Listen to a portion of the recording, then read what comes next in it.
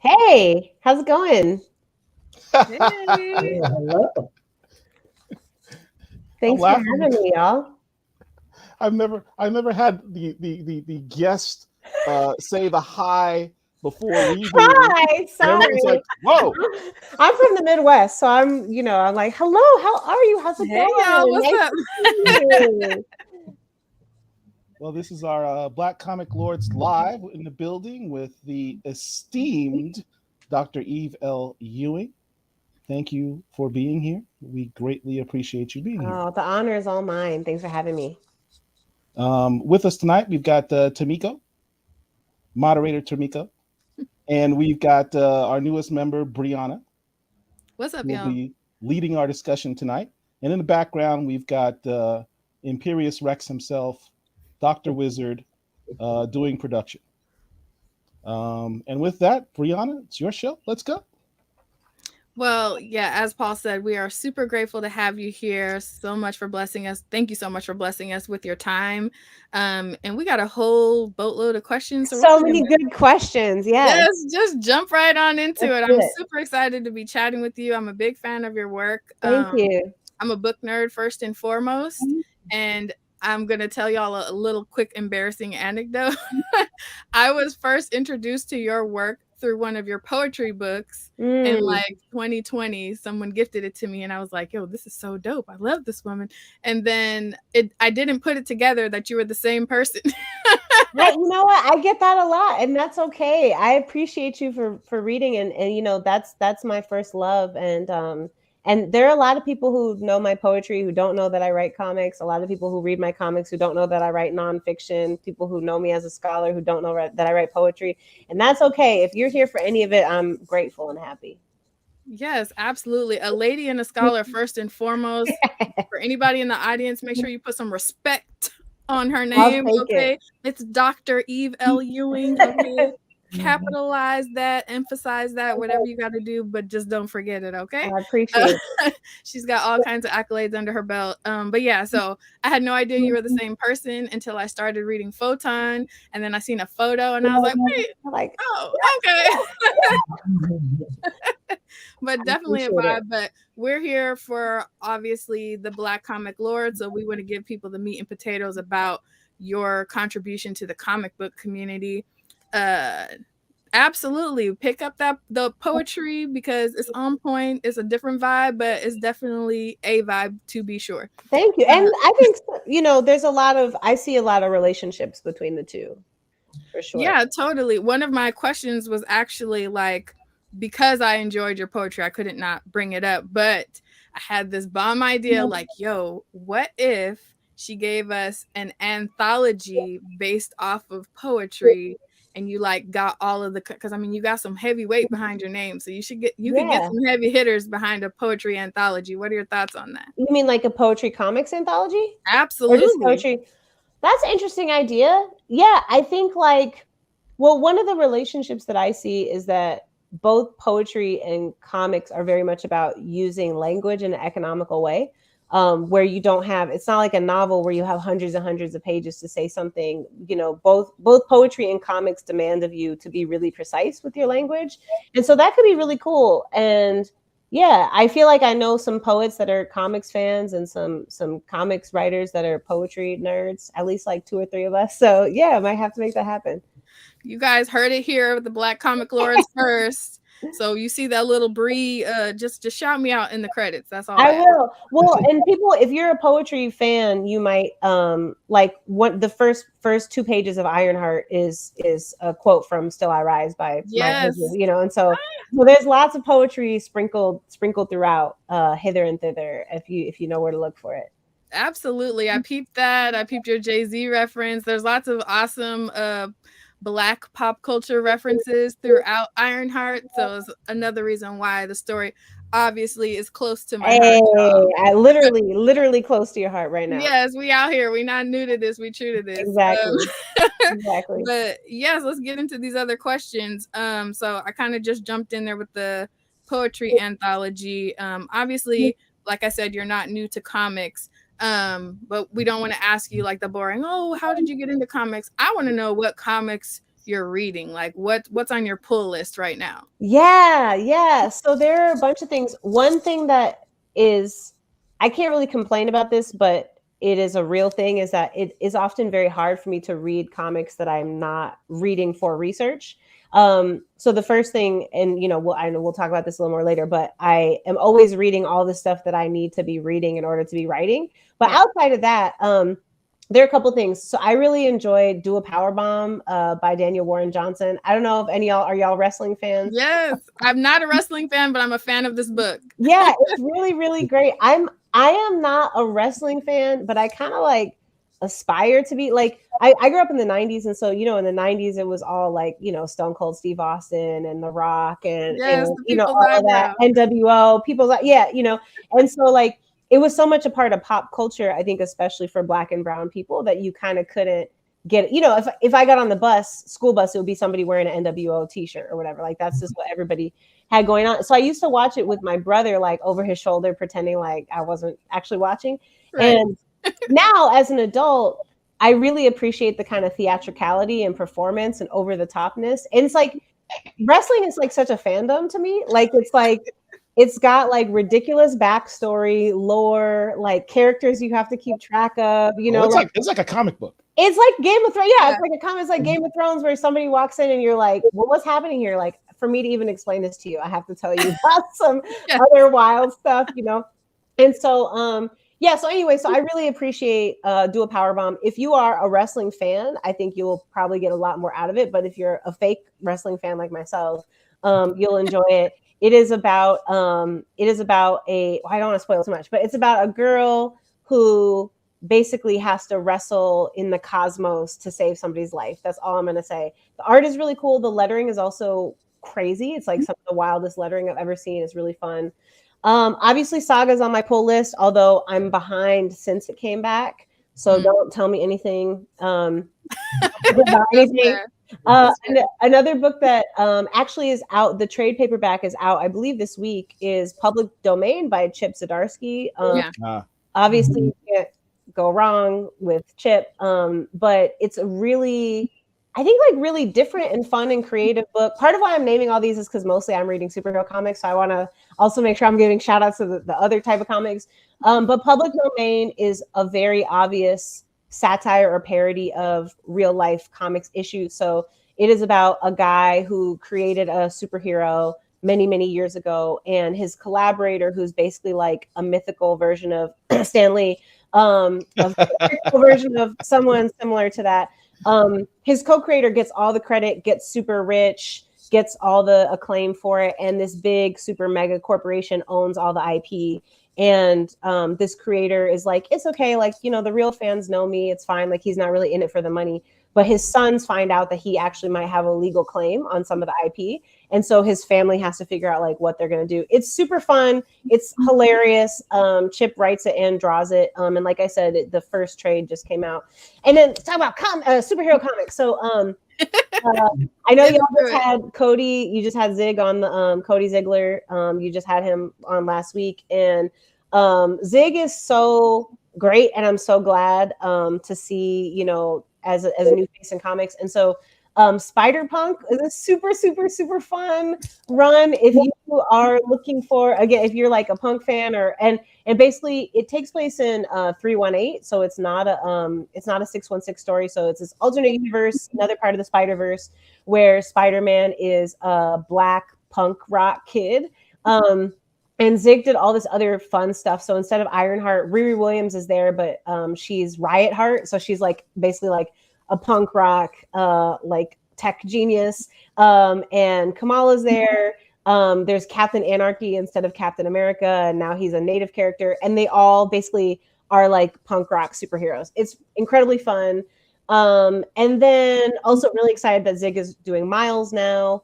And the last two things are, so this is not out yet, but like my most anticipated comic of 2023 is Silver Surfer Ghostlight, which is being written by John Jennings. And I'm just like such a big fan of John and look up to him. Right before we started recording, this is a John Jennings poster that he drew for the Black Comic Book Festival in 2014 at the Schomburg that I got signed by him just as a fan, you know, never dreaming that I will one day be able to consider him a colleague. But you know, he's that dude. And actually he's the one who told me to be on y'all's show. And so come to think of it, and I don't do like live streaming shows because the internet is a horrific place. And so, but I was like, well, John Jennings asked me to do it, so I basically have to do it. And great. And he'll be here a week from today. Yeah, so there you go. So he's one of those people where it's like, well, he said to, so I have to.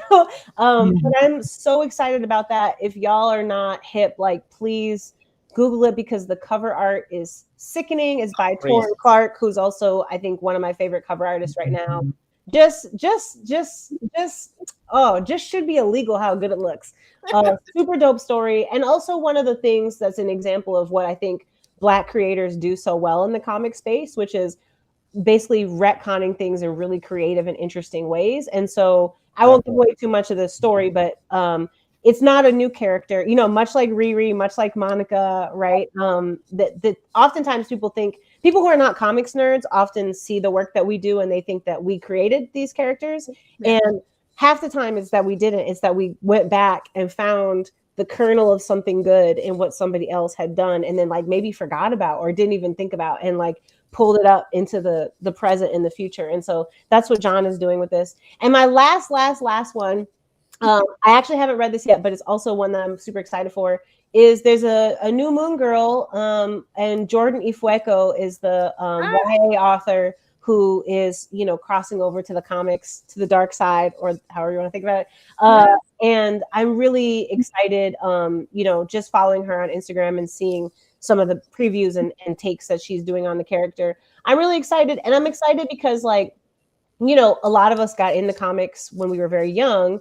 And I'm sure y'all have experienced this where I think it's sometimes a challenge to find stories that have the fun, like, high-level storytelling and connection to the broader Marvel universe that we love as fans, but that also are truly appropriate for young people. A lot of my comics, you know, people will share Ironheart with really young kids, and I'll say, like, you know, I appreciate that, but it's technically 9+, and there's some violence, there's some trauma, there's some stuff that isn't great for every kid. So I'm really, you know, I have nieces and cousins, little cousins and stuff like that I really want to be able to give them a comic book and be like, this is truly for you in a real way. And so I'm really excited to see her take on Moon Girl.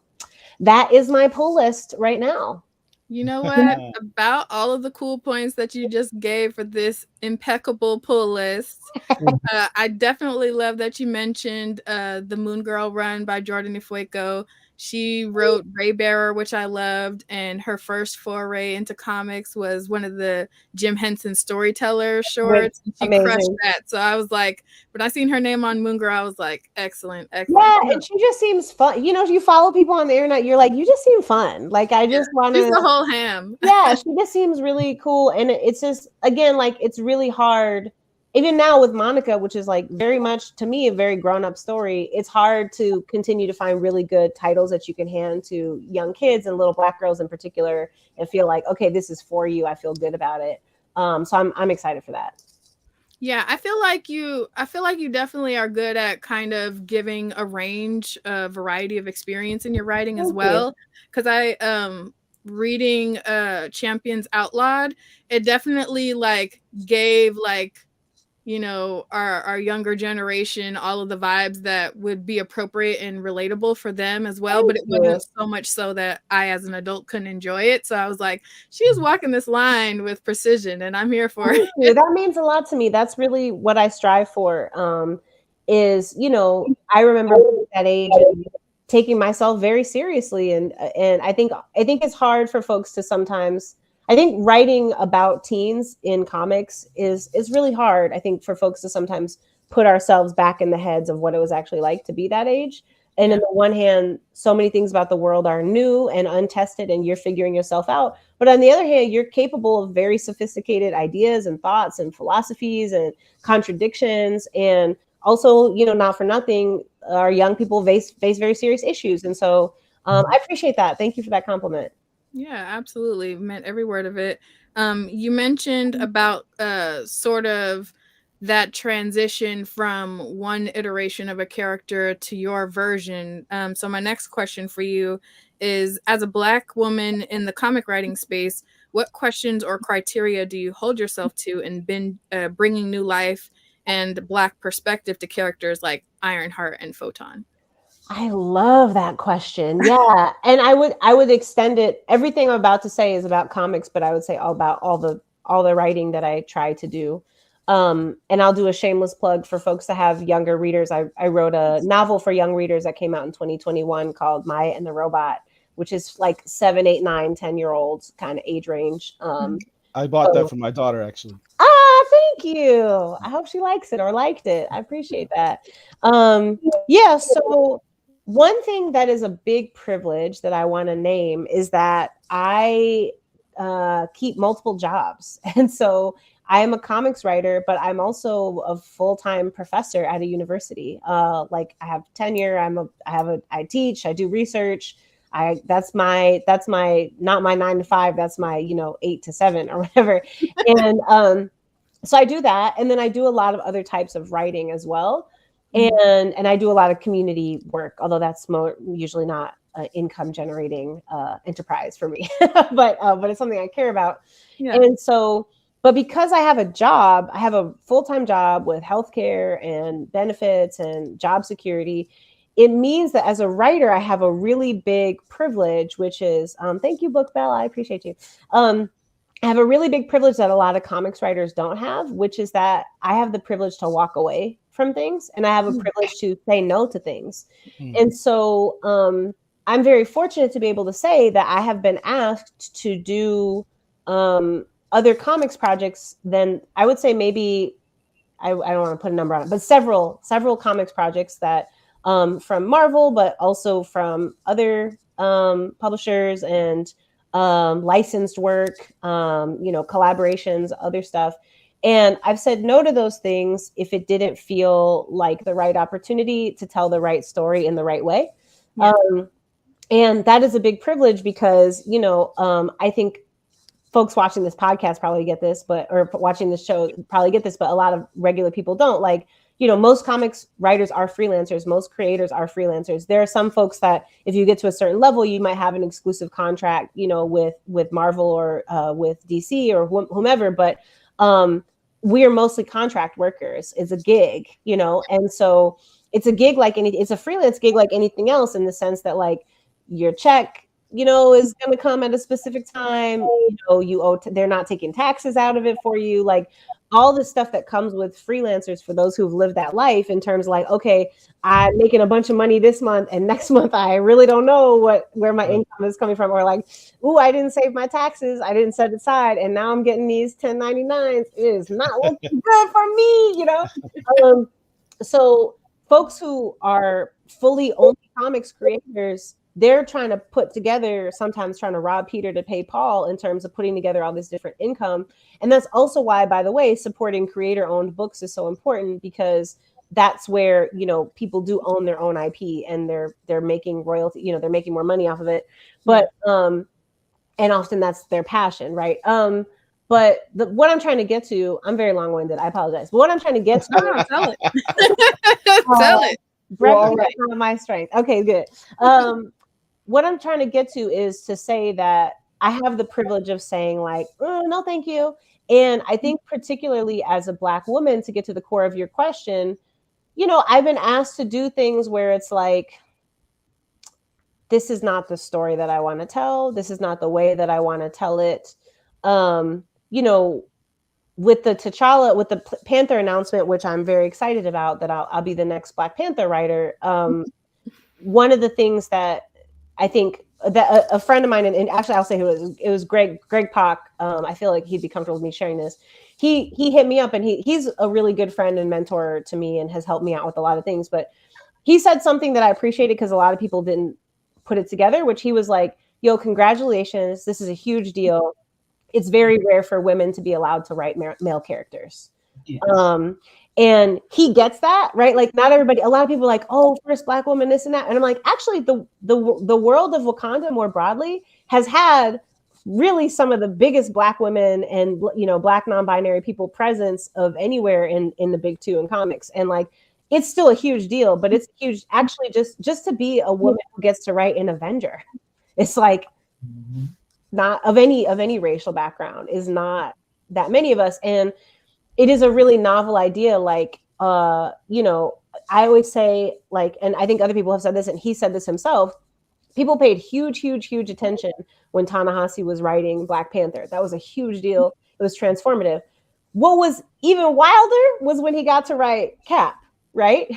Because the idea that Black people have stuff to say about white characters and about Captain America, right? Like the most like symbolic whatever, is a big deal. And so I think that sometimes I've been asked to do certain things where I'm like, I feel like y'all kind of just have put me in a little bit of a box of the type of stories that you want me to tell, or you just need somebody to fix this for you, and I'm not the one to do that, or you need to salvage this character that is unsalvageable, or this is boring, or this is sexist, or this is racist, and I'm like really not with it. And it was a big privilege to be able to be like, no, thanks. And I think I learned very early on in my career as a writer, not just as a comics writer, but as a writer in general, that like, it's very easy to say yes to certain things from this kind of scarcity mentality of like, well, what if they never ask me again? What if I never get another shot? What if? And you kind of have to be comfortable being like, oh, well, you know, like it be like, and that's why I have a job, you know, and, but also but really the real lesson is like, it's very rare that that's the case. Like if somebody is asking you to do something, it's likely not to be very like market-based or whatever, but like if somebody's asking you to do something, it's probably not because it's a fluke or a random coincidence. It's probably because they peep game and they see that you're talented and ready to do the thing. And that means that probably other people are seeing it too. Right. And so I think as creators, it's very easy to be like, oh, if I say no to this, what if the train never comes again?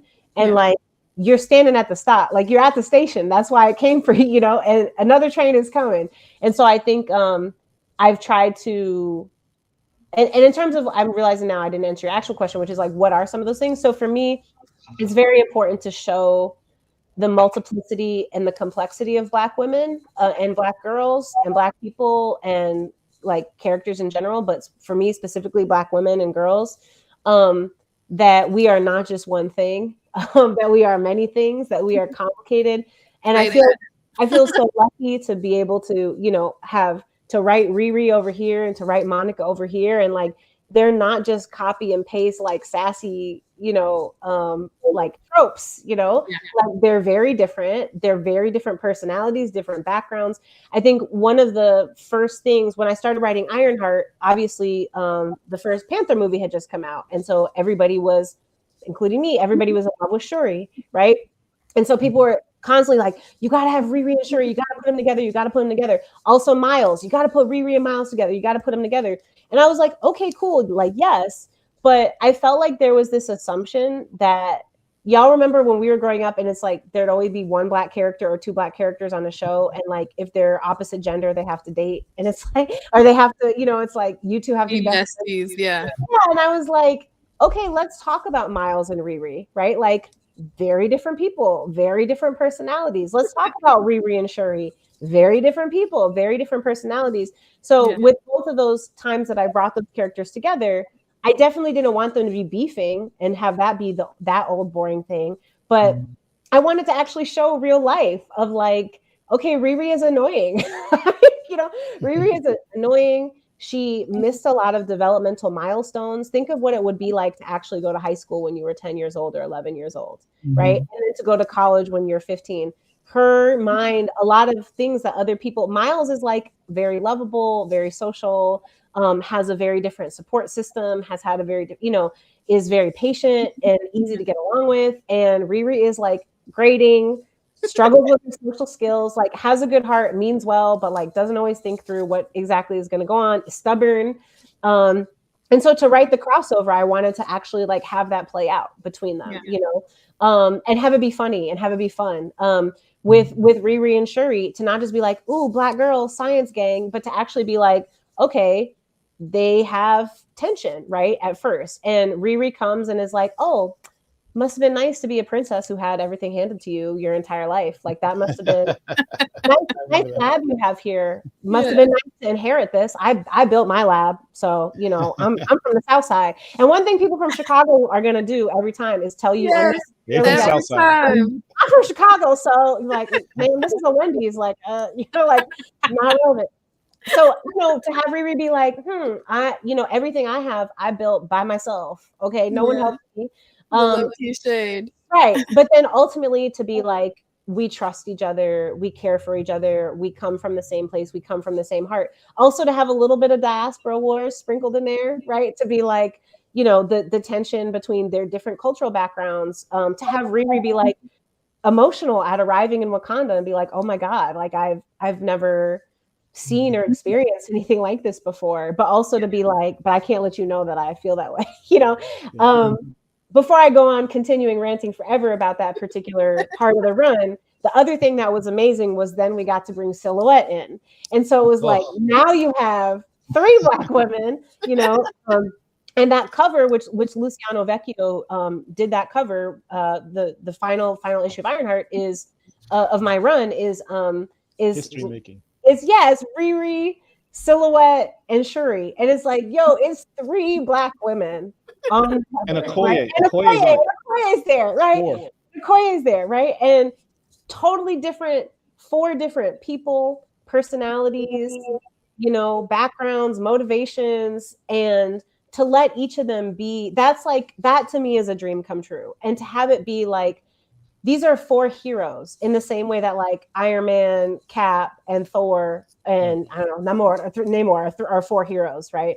Let them just be 4 heroes who are different and exciting, but they're all Black women, and we can contain all of that, right? And that can be that's enough, that's cool, that's exciting, and not the thing of like, okay, there can be only one, which mirrors the way people think about us in the industry as well, which is like, I was asked in, one of my first con appearances, it was a panel of all women creators, and I was like, well, I hope I'm not going to be the only woman of, they sent who was going to be on the panel. I was like, I hope I'm not going to be the only woman of color on this panel. And the response I got was like, I'm not going to say this person's name, but it was like, other prominent woman of color wasn't available. Right. Meaning like, I was like, damn, I didn't bring up her. I was saying like, anybody, can I get an Asian sister out here? Can I get somebody out here? Right. It was like, oh, well, that response was like, well, we have you, and the other one was busy, and I just think that mentality is so backwards, and it's not enough. My face is not enough. A few of us at the top is not enough. Anyway, that's my long. Thank you for coming to my TED Talk. No, I appreciate the depth of that answer, because there's so many layers to the responsibility behind continuing characters like this. Like, I'm newer to comics, but what Ironheart specifically meant for me, and now Photon as well, my comic collecting journey is centered around women of color in comics. So when you have a Black woman-led story written by a Black woman, it's like, give her all of her flowers and let it have the representation that it deserves, because it's impactful. Like, you don't understand how these things win people over. And like my niece, she's younger and she's into comics now because I'm into comics. So for me to point to these books and be like, yes, we're doing this too. So if this is something you're interested in, you could have talked the whole rest of the time about that particular question, and it would have been powerful to me, because thank you deserve to take up that space, and we're all rooting for more of that in that space. Oh, thank you, Bree. I just want to say, for people your niece's age or my niece, like, I want this to be so boring and regular for them by the time they're our age. Like, Yes. I don't know if y'all remember, like, or if your parents have said this, you know, talking about the age when a black person was on TV, everybody would run into the room, you know, like, oh, there's a black person on TV, you know? Yeah. And now it's like, you know, I grew up where it's like every night on the news, you know, that was not my experience. And that's how I want them to be. I want them to be, you know, I took my niece to her first professional sporting event ever, and it was a WNBA game. Yes. Which, by the way, it was the game where the Chicago Sky then won the national championship. So, like, confetti came down. So I was like, I want you to know we'll never be this good for you again. Don't think every time you go to a basketball game they win and confetti comes out the ceiling. Let's readjust your expectations. Yeah, let's just, you know. But it's a hard act to follow.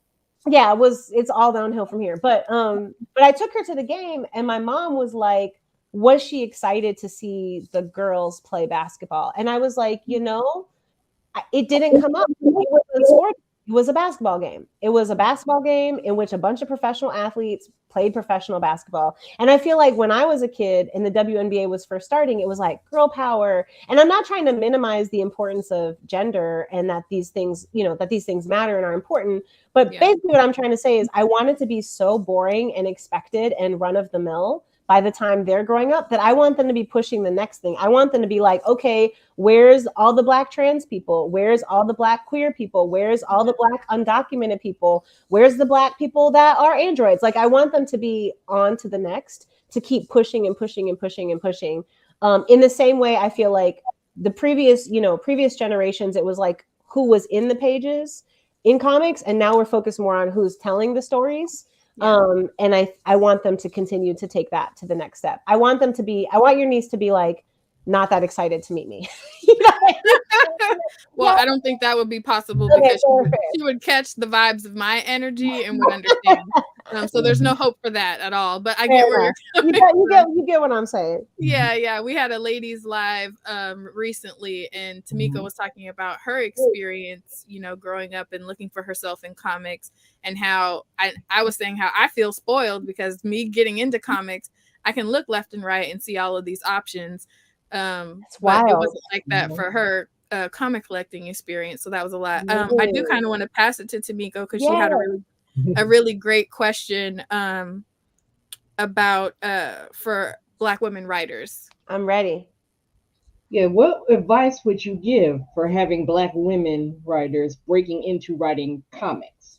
Yeah, thank you for that question. So one thing is I want to say to our conversation we've been having about like having a few people is not enough. I also want to name publicly as a way to hold myself accountable that now that I've gotten to do a few titles and I have some experience under my belt, that I'm also thinking about what my responsibility is in an institutional way, not just in a casual advice way, but like, what are the things and systems and pipelines and pathways that I and we need to build and hold these companies accountable to building to give people an accessible pathway into this work. So I just want to name that's, as we go into the new year, that's kind of, and as I was asked to write Panther in 2023, I mean, in September, it's 2023 now, sorry. This is like my 7th Zoom of the day. So I was asked to write this in September. And so, 6 months ago, I didn't know that this was happening and what it symbolized. And I feel like taking that knowledge into the new year, I'm like, wow, if you're being asked to do this, the responsibility is really elevated in terms of what that means for opening up space for other people. So I just want to name that publicly to think about that's just something that's on my mind. But I think for folks who want to get into comics, I think that this is going to sound really frustrating, but this is the only good answer that I know how to give, which is that I think it's important to write the thing and tell the story, right? Like if you, and that with the internet and with social media and with web comics and with digital tools, that there are so many possible ways to basically show that you're a good storyteller. And I think that, if you look at like Jordan, who we were talking about earlier, myself, Roxane Gay, Ta-Nehisi, but also people like Greg, who was a filmmaker, right? Saladin Ahmed, who was a fiction writer. For a lot of us as people of color, we prove ourselves in another genre. And it's like, okay, well, now we'll give you a shot here. So that's one way that you can do it. But either by writing comics or writing something else, or in visual art, if inks or pencils is your thing, like make the thing and put it out there. Ultimately, the way that I was able to get attention at Marvel was by the other things that I had published. And this is going to sound trite now because I'm able to say this from the position of very proudly having published several things, but I just need y'all to take it on faith that I say this from the bottom of my heart. The things that I started off writing, like especially my first book, I did not think anyone would read those joints. Okay. I'm not just saying that to be humble. I truly was like, I would like to write a book of poetry for myself. Like, this is something I'd like to accomplish. I think my mother will buy a copy. She will not read it. I think my friends will come to an event. If I have a little launch party, they'll come through, they'll slide, and then it'll be it. No one is going to read it. And I'll be able to be like, cool, I did that once. But I care about this for me. And I want to be on my deathbed knowing that I wrote the book that I wanted to write and I put it into the world, because otherwise it goes away with you, right? It never comes forth. And so to hear Bree be like, yeah, I read your poetry book, like that is literally a miracle to me, because I wrote that with the expectation that no one would read it. Okay. And so, but I did it anyway. And I didn't do it in a lazy way. I worked really hard and I made it as good as I could possibly be, as it could be, because I believed in my art. And so I think that if you are a person who wants to write and draw comics and put them on Tumblr or put them on Instagram, or, there's people now that have best-selling like collections of comics and cartoons that start off as literally, self-published Instagram posts, right? Or webtoon posts. There's folks like Iron Spike and people that are doing that will work with you to do other creator-owned avenues and indie comics, zines, right? Like, I think also becoming aware, if you have a local con or festival that you can go to, I think a lot of times people only know about really big ones. But a lot of towns have their own like local little fest. Yeah. And, I'm, shy till I die, but I did live in Boston for 5 years when I was in graduate school. And when I lived in Boston, I went to the Massachusetts Independent Comics Expo, and it was really small. It was like, 2 rooms, and it was, everybody was there was white. So that was also a lesson for me, but I went to this, and it was the first time that and also when I was, let me take it even back further. When I was in high school, there's a store in Chicago. If anybody's from Chicago or wants to visit ever, there's a store called Quimby's, that has tons of zines, really great self-published zines. And when I was in high school, I went very frequently to a comic book store called Chicago Comics that also had all the Marvel, DC, Image, Vertigo stuff, but they also had a little section of self-published and zine stuff. So as a young person, this is all before internet world took off, but I became aware like, oh, a comic can literally be a thing that you like draw yourself and Xerox and give to your friends. And I think that sometimes people, undervalue that type of work, but for editors and for people that are looking for talent comes in all type of places. And when I used to be an editor on the prose side, I would always tell people, send me your samples, and if your writing sample is a self-published blog, I know good writing. I don't care if the good writing is in a self-published blog or it's in the Washington Post.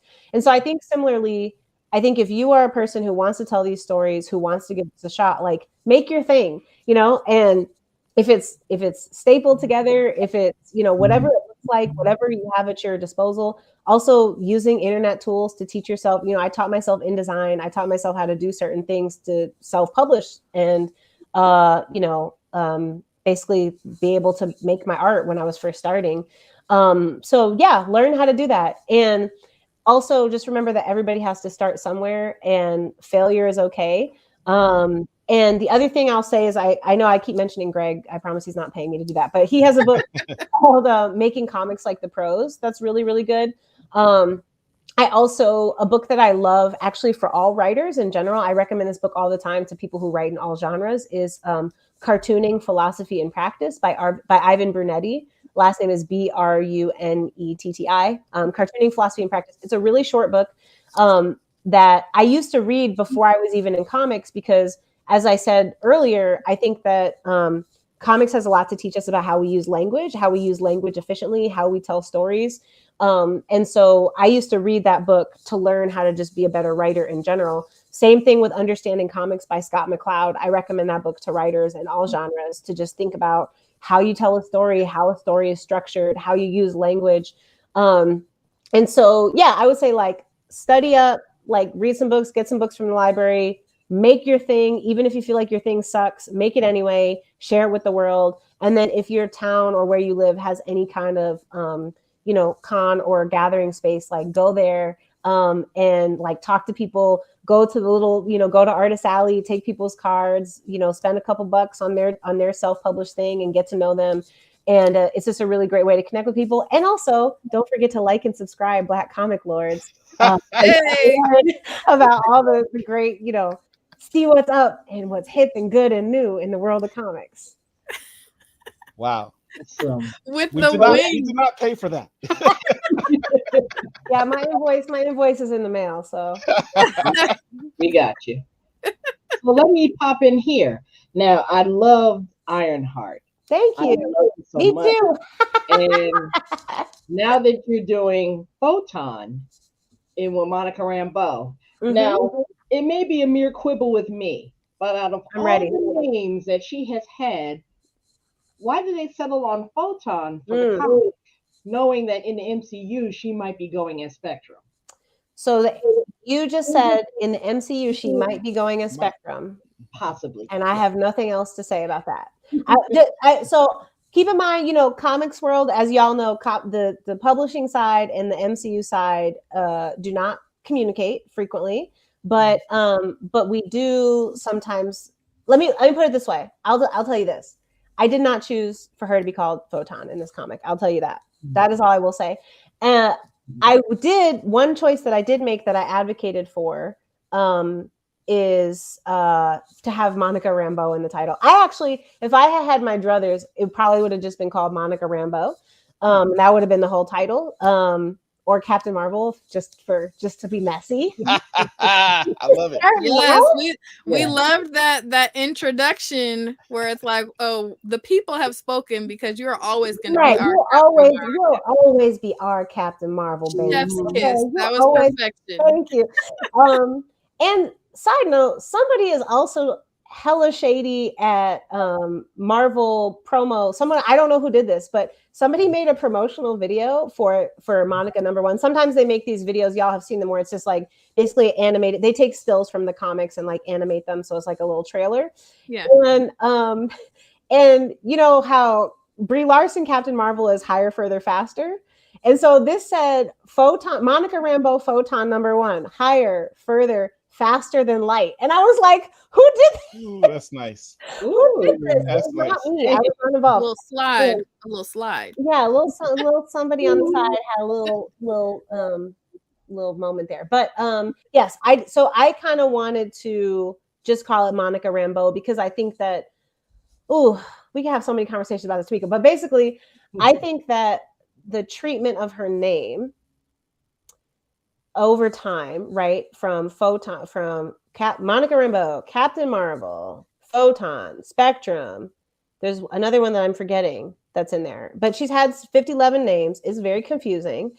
And I think that Monica's treatment in the comics in general, ironically and interestingly, mirrors people's real life treatment of Black women and Black creators and Black readers in ways that I find fascinating, and which I'm comfortable saying publicly is a subtext of this series. Thank you to Desmond for asking any possibility that they get there's a, I like you like that Spectrum gets ongoing after Photon. We don't even know what to call it. That would be great. I currently, that is not a conversation I have had. I think that a lot of things about the industry have changed so much in the post-COVID, the ongoing COVID moment, where so many things now are starting as minis. And not only minis, when I started, everything was always you pitch 6 issues at a time. And now they're doing these 5-issue minis, which is hard. It's hard to like make a cohesive story about a character in 5 issues. So yeah, I don't know. That would be really cool.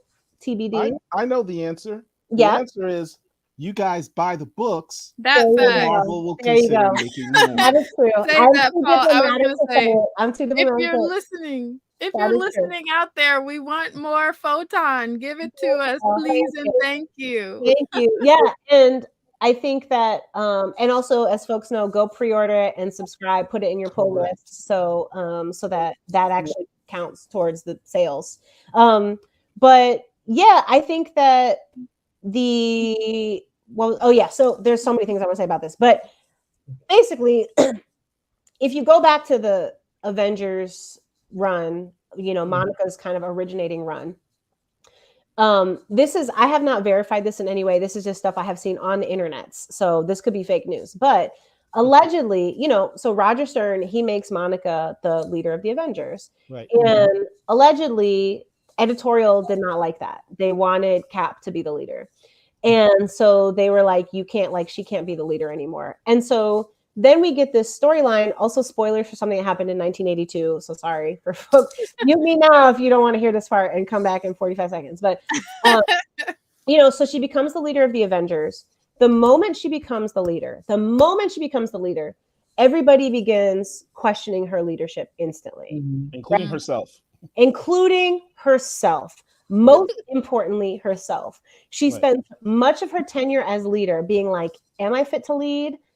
And in a way that is because she is being gaslit by other Avengers, most notably Dr. Druid, who takes gaslighting to the next level by literally messing with the minds of the Avengers and sowing the idea in their heads that Monica is an incompetent leader. Y'all, reading this as an actual real life Black woman 40 years later, right? Like, I'm like, yo, that is really deep. Like, that is really deep. This fictional character in real life, that there's this meta narrative of being like, you want a Black woman to be leader of the Avengers? Absolutely not. Cut that out, right? Becoming a storyline of her peers doubting whether she has the abilities, which causes her to doubt whether she has the abilities, which then causes her to lose her abilities, right? And literally lose her powers, almost die. And then in really, I think, a panel that I have a hard time even looking at because I find it very gruesome, is lying in a hospital bed, like close to death. After just disappearing for a while, there's a part where they're like, well, Monica fell in the ocean. What y'all want for lunch? And I'm like, and then, later on, they're like, dang, where's Monica? She ain't been here for a minute. Oh, she's in the hospital, almost dead, right? And I'm like, this is just so deep. And then after that, she really, in many ways, fades from the spotlight, fades from the potential of this character, who then, for the subsequent publication history, appears here and there, as a teammate, as a supporting character, often in ways that are severely not matched with the level of her power set, right? Like is not given things to do that are commensurate with her abilities, which for folks that, again, aspiring writers, this is something to think about, right? Like, you have street level characters do street level things. You have cosmic characters do cosmic things, right? And so it's really whack when you see, if Thor, you wouldn't have Thor like fighting muggers on the street, right? Like, that's not what he's about, right? And so it's really frustrating to see that she's very absent. I want to give a shout out to Al Ewing, to whom I am not related, contrary to some internet beliefs. But hold on, let me scratch that question off my list. Yeah. There has even been some internet chatter that Al is my father, which would have made him a 9-year-old dad. So not true. Also, I'm not from the UK, where he is from. There are many, again, on the internet we struggle with facts, but I tried it. But Al and some other people have had central lines for her, but oftentimes so underused. And then who's the only person to come through for Monica? Say it with me, people. Not me. Before me. The person who comes through for Monica. For Monica. Solo writer, real writer. Dwayne McDuffie. Oh. Dwayne, right? Dwayne McDuffie is the only person. Sorry, that was meant to be like a church moment, but I misread. But I thought you were referring to your run. Oh yeah. No, I wasn't referring to myself. No. Yeah. Shout out to C. Cole. Yes, Dwayne McDuffie. Right. It takes a brilliant Black writer, a dude, right, to be like, yo, put some respect on Monica's name, right? Shout out to Kevin Miller, who is a Chi-Town affiliate. Who works at one of our brand new local comic shops in the western suburbs called the Blurred Underground. So thank you, Kevin. If you're in Chicago and the greater Chicagoland area, check them out. Black-owned comic shop. But yeah, so Dwayne McDuffie comes through and does a one-shot, and then 10 years later, another one-shot, right? Both of which beautifully written, super interesting, trying to actually flesh out the character, give her interesting stuff to do, give her a social context, has an Audre Lorde quote in there, which I thought was really impressive for the time in which he was living, right? And then passes away, right? So, but for him trying to, and to a degree, Al also, right? And other people trying to actually like prop her up, there's a way in which this character is really cast to the side. And to me, that is the not so subtle subtext of Photon, of my run. I'm sorry, Tamiko, you asked me about why the name it's okay, because that's symbolic. You know. Yeah, and I guess what I'm trying to get to is that I see even the careless disregard, even the stuff with her name changing, to me reads as careless disregard for a very important character. That's my roundabout way of getting that, right? Is that that there's not that it's careless, it's not thoughtful, and I hope in my very small way to rectify that. And I also hope that even if she doesn't get an ongoing, or if somebody else, if Marvel wanted to extend the series, that'd be great. It could be me, it could be somebody else to write it. But if that doesn't happen, I also really hope that what this run will do is to put her in the forefront as an interesting character who deserves to be in the mix, who deserves to be at the table. And I hope that it shows other writers, like Monica has something to say. Monica is interesting. Monica is extremely powerful, and she's not just there to be somebody's like sassy Black friend on the side. And like put her in stories in a way that is commensurate with her power set, please and thank you. Because for some reason they did it in 1982 and that was too scary. And then that was it for a generation, basically, with the exception of McDuffie stuff. I think what you said absolutely. Right there, There was a couple of things I want. I'm sorry, go ahead, Paul. I didn't know you were talking. No, I just said what you just said. That needs to be like in a loop. Thank you. Great quote. Thank you. I appreciate you. Yes. There's a couple of points in there that I wanted to touch on, but I didn't want to interrupt because you were giving us. I was ranting. No, you were giving us all the tea, and we don't interrupt the tea around these parts. But one of the points that you made about not putting respect on her name initially, I love literally not putting respect on her name. Yeah, on her name, like exactly. I love how your current run with Monica Rambeau Photon is flipping a lot of those things on their head. For example, in like small but very poignant ways. Like you started off pretty much saying you'll always be our Captain Marvel. I love that. Like I said, that was Chef's Kiss. But also even references on the cover. Like I had no idea about this until someone else pointed it out to me. On one of the covers, it's showing that team up, but instead of it being as it was in the initial version, we scooch Monica right on into the front and center where she deserves to be for this run. And I just thought that was really great. And looking back at it afterwards, like I said, I'm a new collector, so I only have the Monica Rambeau trade, and that's actually on the back. So I was like, come on, they put it on the back there. Now it's front and center. Hey. Look at her shady look too, where she's like, okay. She's like, okay, we are here. We are front and center. This is my book. Right. Okay. But and for those who haven't picked up number 2 yet, Dr. Druid makes a return. And there's a part where Monica's like, am I dead? And then she's like, I know this ain't heaven because Dr. Druid is here. Yes, all the shade. Personally wreaking my revenge against everyone who's ever treated me like that in a professional setting. I'm just like getting it all out there. Yes, that's the homage to Avengers 279. We love to see it. It has not been lost on us at all by any measure. Another thing that you mentioned that I think is really important to reiterate is that if you want to see more books like this, you really do need to pre-order. Pick up the books. I have been like in full beast mode, savage mode about this particular series. Your girl's collecting every single cover. Don't sleep. Ooh, I owe you some money then, because these covers they are expensive. Did you get the Brian Stofries cover? I got every single cover. Those joints. Every single cover. Thank you for your commitment. Don't sleep. Do not sleep, because ultimately, if you want to see more of it, you have to put your money where your mouth is. Buy the books.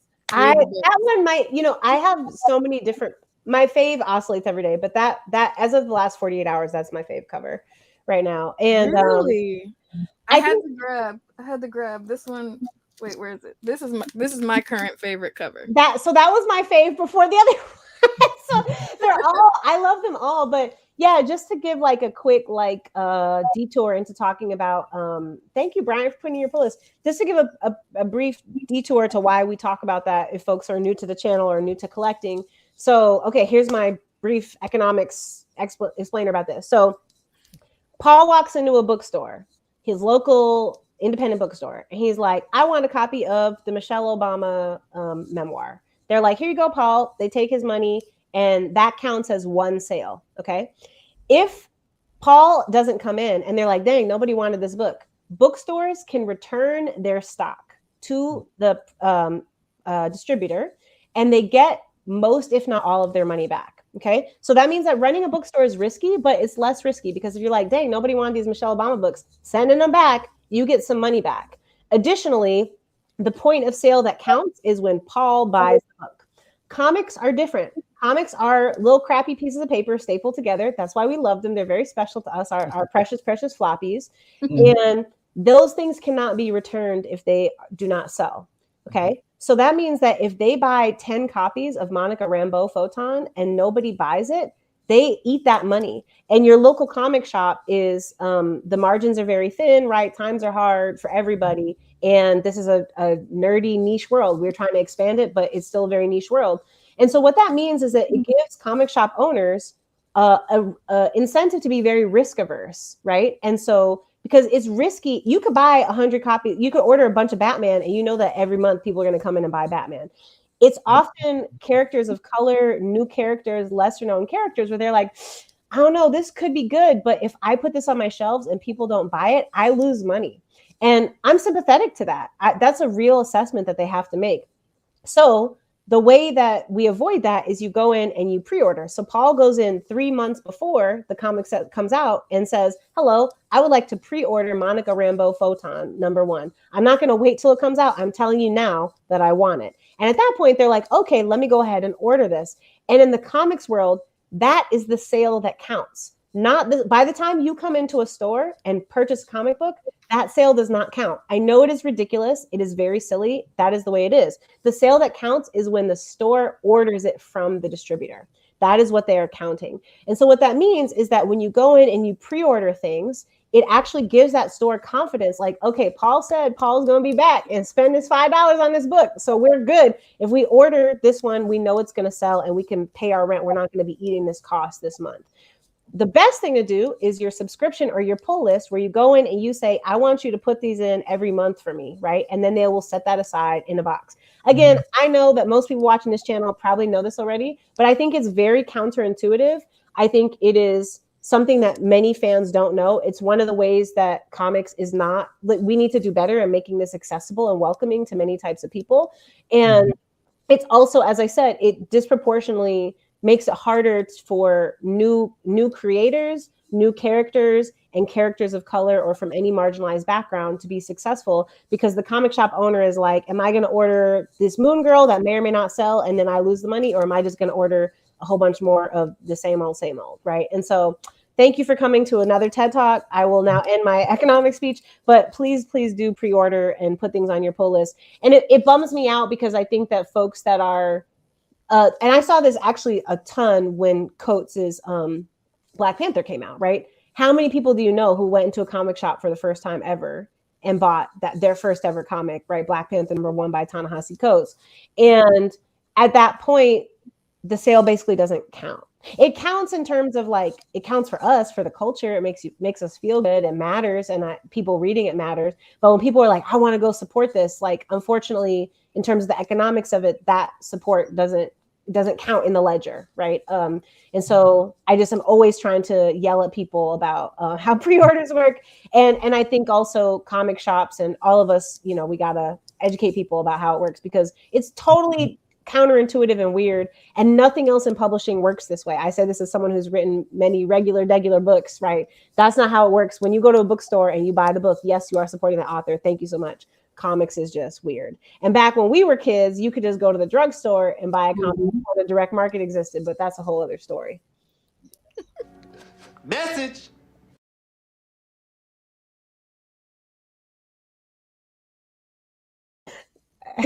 That was amazing. Pure comedy. Absolutely necessary, but pure comedy. Okay, so I just got asked, did y'all used to get your comics off the spinner racks at the drugstore when you were kids? Of course. At the local bodega for me. There you go. Thank you, H-Wiz. Now you're making me feel better for going on that long rant because you're a hardcore fan and didn't know. Yeah, so it's very weird. It's very weird. And by the way, okay, last thing about this rant.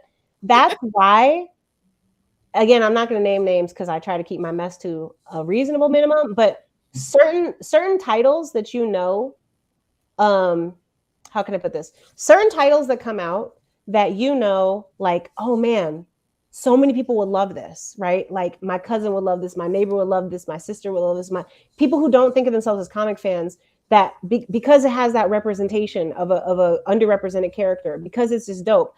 How many times do those titles get canceled before they ever even get a chance to take off, right? It's because of that pre-order system. It's because they didn't have a built-in super hardcore nerd, contingency of an industry that is still majority white and male in many ways, right? That many of our folks were like, man, you would love this comic if you just had a chance to give it a shot. But sometimes before those stories could even find their audience, because they don't get enough pre-orders, they get canceled prematurely, and they'll never get enough pre-orders because the people who would be reading them are not being welcomed into the industry and the fandom. And so that's why I'm very passionate about just trying to make sure that people who want to support know how to support. If you don't want to support, that's cool, love and respect. There's a lot of things on Netflix, but if you want to support, I want to make sure that you know how to do so. And for those of you looking for pre-orders, look up #Black Comic Pre-orders. There you go. There you go. Facts. We never sleep on that. We got you covered.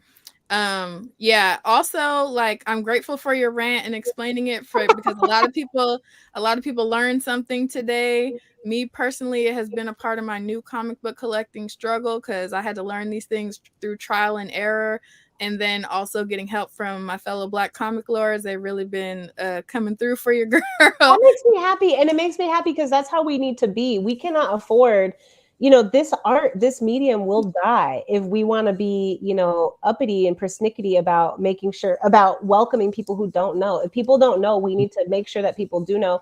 And the other thing is, local comic shops some of them have gotten so much better than they were when I was a young person about like being welcoming and to people who don't look like what they expect an average comic book fan to look like. Some of them are really on it, and you walk in the door and they're like, hi, how are you? Nice to see you. Can I help you find anything?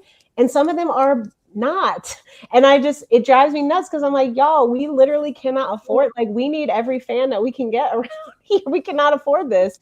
So yeah, it just drives me nuts. And, anything you can do as a nerd, as a fan, to bring somebody along with you, bring somebody with you, because that's the only way the art survives.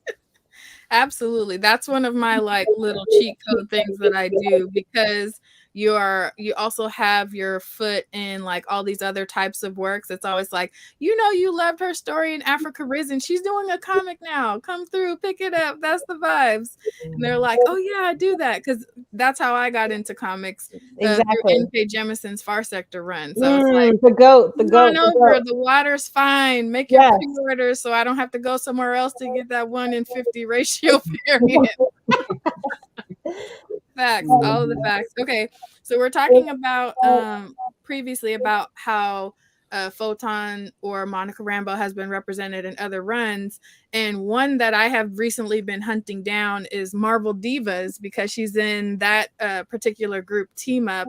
And I was like, man, how juicy and luscious would it be if we came through with like an updated Marvel Divas, but like for real divas. So this is me throwing that pitch at you, pretty please, and macaroni and cheese. Ooh. Dr. Eve L. Ewing. See, once you threw mac and cheese on it, you made it really difficult for me because I it's baked mac and love cheese. mac and cheese. Oh, I assumed it was baked mac and cheese. There's a I'm the person who, if I go to a restaurant and it's not a Black-owned restaurant and there's mac and cheese on the menu and there's a Black server, I'll be like, how's the mac and cheese? Right? And then I'll be like, it's good. Then you're like trying to really read it. I'm like, but how is it? For real. Like you're trying to like, and they're like, it's good. I'm like, okay, I'm not ordering that. Not ordering. Yeah, I am going to be tied up for the foreseeable future in the world of Wakanda. But duly noted, heard chef, and I hear that. But I think I will say this: one of the rules, a question I get asked a lot is how much input I get from editors or how much editors like tell me what to do. And by and large, with Marvel, I have a lot of freedom, but we usually try. I said earlier about the privilege of deciding what I want to write and what I don't want to write. And so part of that is making sure you're on the same page with the editor early on. And so, when I was first talking about writing the Monica story, my editor, Annalise Bisa, I was like, so what do you have in mind for this story? And one of the things she said was, basically do whatever you want, talk about her origin, make it clear what her origin is, and no teams. And the reason she said that was because, and I think it was very smart. She's like, all we ever see is Monica on a team. We don't get to see who she is. Like, let this be a Monica story. And so I thought that was really good advice and really smart. And even there was originally a different thing that happened in the opener that involved like a very brief team adventure. And Tom Brevoort, who's the senior editor, was like, no team, like all we do is, and I was like, you're right. Like, what and part of this again is bringing the meta narrative into it. Is I'm asking myself as a writer the question that Monica is also asking herself, which is like, who is Monica without a team? I'm asking that, but she's also like, who, and that's the part that I felt like that I hope that many Black women would relate to take a step back and be like, wow, have I defined myself entirely by what I do for other people? Have I defined myself entirely by what I give and sacrifice and put on the line and lay down the shirt off my back that I'm constantly providing for others? Come on, Eve. Often without recognition, that's like, and when you wake up one day and look in the mirror and realize that might be the case, you're like, oh, you're like, maybe I should just go back to bed. And so this is a story about Monica, like spoilers, like Monica that's basically like the internal crisis of this miniseries, is her being like, I am the problem. Like I need to figure out my situation, or else we can't, like, it's going to be a problem for everybody else, but I need to figure myself out first. And that whole thing that I feel like so many of us have been on of, learning to put your oxygen mask on first before you help somebody else is a struggle that I think many people can relate to. French Fries asked, what is my writing process? Can I jump to that? Is that cool? Yeah, go for it. I want to jump the gun. So for comics, my writing process, I don't know how far and deep to go. So I guess we can start with step one, which is like being asked, do I want to take on this character? And I just include that as like step one or step zero. And I could also pitch a character, but most of the stuff I've done has been editors coming to me and saying, what do you think about this? What do you think about that? And so the first thing is I don't take on any character unless I feel like I have something to say. And I do that by doing a ton of research. And one of the ways, we talked earlier about being a poet who's also a comics writer. I'm also a researcher. I have a PhD and I'm a professor, right? So like research is my jam. And so the first thing I want to do is read all the back, everything, right? Read all the stuff. And as I'm reading, the question that I'm asking is, what is the opening that is here, right? The fun and the challenge of writing these characters is that they have very rich histories already. So I'm looking to see like, what is the question I have as a fan? What is the question I have as a reader? And as a writer, can I tell a story that answers that question? And if I don't have a good answer, and if I can't find an interesting question and I don't have a good answer, it's a pass for me. So for instance, with Ironheart, I read all the stuff Brian had done and all her period, all the champion stuff and everything. And I was like, yo, okay, teenage Black girl loses her father to gun violence, loses her best friend to gun violence, loses her stepfather to gun violence. She lives alone with her mom. Why is her Black mother allowing her to put on an armored suit and go out and fight crime? Whose mother? I don't know about y'all's mom. There's just no way, right? That like, if I'm a mother who's lost my husband, my other husband, and then watch my child experience a severe trauma, why am I going to be like, yeah, baby, go on and put right? Why is she doing this? The very basic question, her Uncle Ben question, the Uncle Ben moment, right? Yes. That I did not understand as a reader why Riri was doing anything that she was doing. And I needed to understand that. The second thing, and I think that, by the way, I think that a comic book character is well written, a superhero is well written if you can answer that. Anybody should be able to, why does Batman do what he does? Everybody knows that, right? Like that is like the hallmark of, why does Superman do what he does, right? Like that is the hallmark of a good character. And so I didn't know that basic fact about her. Why is she doing this? The second thing that was missing for me is I was like, where is her social world? Who loves her? Where are her friends? Like, what is her, okay, she's a loner, has these challenges, but like, she ain't got no people. Like she, like, and what is her, and the people that she does have, what is her relationship to them? So those were the things that as a reader, I was like, I need to know these things. Therefore, I think I can proceed with this. So that's my like step 0 is like, read all the stuff, think about, what is missing here. And do I have an interesting take on it? And if I'm not the person to write, if I don't have an interesting take, then, looking forward to reading somebody else's comic book. So that's the first thing. After that, the next thing is pitching. So before we ever start on the scripts, I come with, I work with editor and I put together, if I might think about a 6-issue arc or a 12-issue arc, but I basically write like a short paragraph for each issue, just prose, just like this happens, this happens, this happens, this happens. And to just make sure that we have a general sense of, the arc being complete. Even if the series is ongoing, you want to be able to come to the end of the arc and be like, that was satisfying, and that only happens if you plan it in advance. So I write all that out. I send that to the editor and they're like, okay, cool. But like, they give me feedback on the broad strokes of the story. Like, oh, what about this? What about that? I don't know if this is satisfying. This feels too long. This feels too short. Could we throw in this character? Could we throw this thing in the mix? So we do that.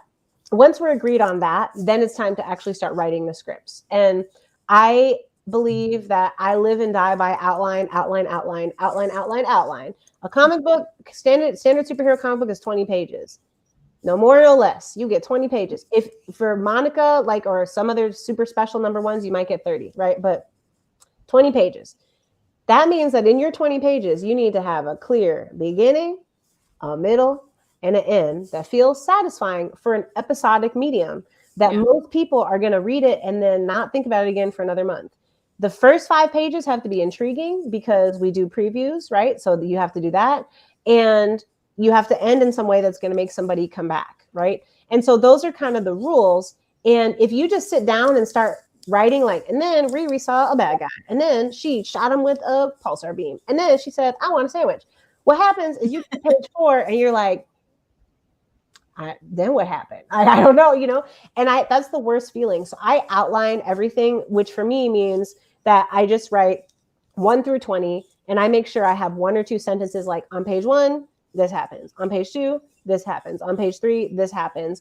If you get to page 17 and you don't know how to join ends, you got to resolve that before you try to start writing the script, right? Because for me, that's just like pain and suffering. I'm like, it's like when you sit down, I'm a huge Baker folks who follow me on Instagram know I'm very into baking and cooking. There's nothing worse than be like, chocolate chip cookies. I'm about to make some cookies. You start baking, you're like, I ain't got no eggs, right? That is the worst. That is the worst, especially when you already put the other ingredients in the bowl and now it's just wasteful. You're like, what am I supposed to do with this? So that's what it's like if you try to start writing a comic with no outline. So you do that. Then I go into the script and I actually go through and I think something a lot of people don't realize is that, you know, we do the dialogue and the nonverbal parts and sometimes layout notes too. So I'm not just saying like Riri said, I would like a sandwich. I'm also like, you know, Riri leaned forward contemplating with her fist under her chin and said, I would like a sandwich. So I'm writing all the nonverbal stuff that happens. I'm also writing sometimes angle, right? Like next panel, we see an aerial view of Riri moving around her kitchen, looking for the ingredients she needs. This is the thing about scripting is our artists are not illustrators. Their job is not only to just, they're not AI generators. Like their job is not to just fulfill my fantasy that's in my head. They are a creator also. They are a big part of what makes comics special. And so the trick with the script is to not give them too much and not give them too little. So you want to give them enough that they know what they're supposed to draw, but you also want to leave space for them to be creative. And you also want to be very specific where if there are little details that have to be there, like make sure you know what those essentials are. One of my favorite panels is actually any panel in Ironheart that's like trying to show, given what we just talked about where I wanted to show who Riri was, any panel that shows little details about her personality, those are usually things that I scripted in. So they're little details, but those are important to include. So there's a scene in issue 1 where there's a panel, she's working at her lab very late at night and there's all this stuff on her desk.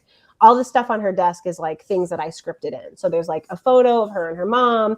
There's a fidget spinner, which is a little bit of an Easter egg because I fidget spin. I've been doing this the entire time I'm very picky, but I'm always fidget spinning. This is actually a Spider-Man fidget. There you go. So that's on her desk, right? Like all these little things, like there's a little Geordie LaForge visor that like maybe she made for a cosplay, right? All those things those are all scripted in. One of my favorite Easter eggs is there's a scene where another lab scene of hers where there's a poster on the wall of, I cannot say for IP reasons, the name of this movie that we were not allowed. I wanted to have an actual poster of this movie, but it is a movie about a person made of iron who is a giant and who is it's a very touching movie about this giant person who is made of iron with a deep voice, perhaps known from a certain Fast and Furious franchise. I couldn't say who could say. So that's like one of my favorite Easter eggs, but not just because that's a movie that I really love, but also because the famous line from that movie is I am not a gun, right? Where basically this character is supposed to be a weapon and he's like, I'm not a gun. And that was also, there's a line where Riri's like, Ironheart is not a weapon. So that's all in there. Anyway, so I write all that stuff and then I finish the complete script. It goes to the artist and usually we're in touch every couple of days where they send me a few pages and they're like, what do you think of this? What do you think of this? I give a lot of feedback. I try to be very like collaborative and positive and affirming and leave space for artists to do stuff that I wouldn't have thought of, but I'm also very picky about some things. Thank you, Mark Alon. I appreciate you for that. The idea that Riri would be, you know, a Trekkie and that she would like, who's your favorite Black Star Trek character, you know? Yeah, but not just any Star Trek, the greatest Star Trek series of all time. So I see Cisco Hive has entered the chat. Don't be starting a riot over here, Paul. No, I have. We're Trekkies over here. I have nothing but respect for my captain. So one thing I'm very particular about is hair. And so there's, you know, I'm very particular about like hair and also skin tone, which, you know, Black comics fans rightfully have complained for many years about things that, you know, you look at and you're like, this is just off. Like you didn't try, you know, and there are times when I've worked on things where it's like, I give 20 notes about the hair. The person goes from, you know, horrible to like sort of acceptable and we're under a deadline and we have to go to print. And so if you ever see something that I wrote and the hair looks janky, I apologize, but I want y'all to know I have spilled a lot of ink and given a lot of feedback specifically about people's hair in like great detail with reference photos. I'm just explaining like edges and braids, and and one of my favorite ones, I want to shout out Luciano, who is not a Black person, but who cares very, very, very deeply about the way characters of color are drawn. And I think it shows in all of his art. And he worked really hard on Riri's hair. He also worked hard on her, what I used to call hashtag Riri fits. Like all her outfits are amazing. Her civilian outfits are all amazing, and Luciano designed all those. But there's a scene where Riri is at home with her mom and they're watching TV. And I wrote in the script that her mom's hair is wrapped. And I put like her mom, Ronnie has like a headscarf on her head, right? And what we got back in the first pass of the art was basically like a turban, not like a turban you get from the beauty supply store, but like a turban that like a person, a Sikh person or a person from another country would wear. And I was like, okay, this isn't quite, and it was also really big. Like it was like a helmet. It was like during this whole ordeal. Yeah, it wasn't like flush to her head. So I was like, okay, this isn't quite right. Here's what I mean. And so then he drew it again, and all her hair was coming out and it looked really pretty. And the reason was because what Luciano could access was like cute like fashion wraps that we buy for fashion. Like when you're like, I'm not trying to do my hair today, but I'm trying to be out and look cute. And what do? You have a little leave out, right? And so he was on Instagram trying to do research, and that's what he saw. And I was like, but Ronnie is in her home watching TV with her child, right? So that's not what her hair looks like. And he's like, well, this is what I found. And I was like, okay, what can I do? And I realized that I could not find publicly accessible images of Black women with their hair wrapped in the way that I was talking about, because it's a private, intimate thing. It's like when Viola Davis took her wig off on How to Get Away with Murder. Yeah, I was gonna say, we worked to keep that bonnet and that wrap inside. Right. That was my Viola Davis taking off her wig on television was my moon landing. That is the most craziest thing I've ever seen on TV. I was like, oh my God. I was like, the world done changed. This is the craziest thing I've ever, like, crazy in terms of like blew my mind, like changed my life. Yes. Like blew me away. It was like I was watching One Small Step for Man. I was like, this is incredible. Yes. And then she took her lashes off. I was losing it.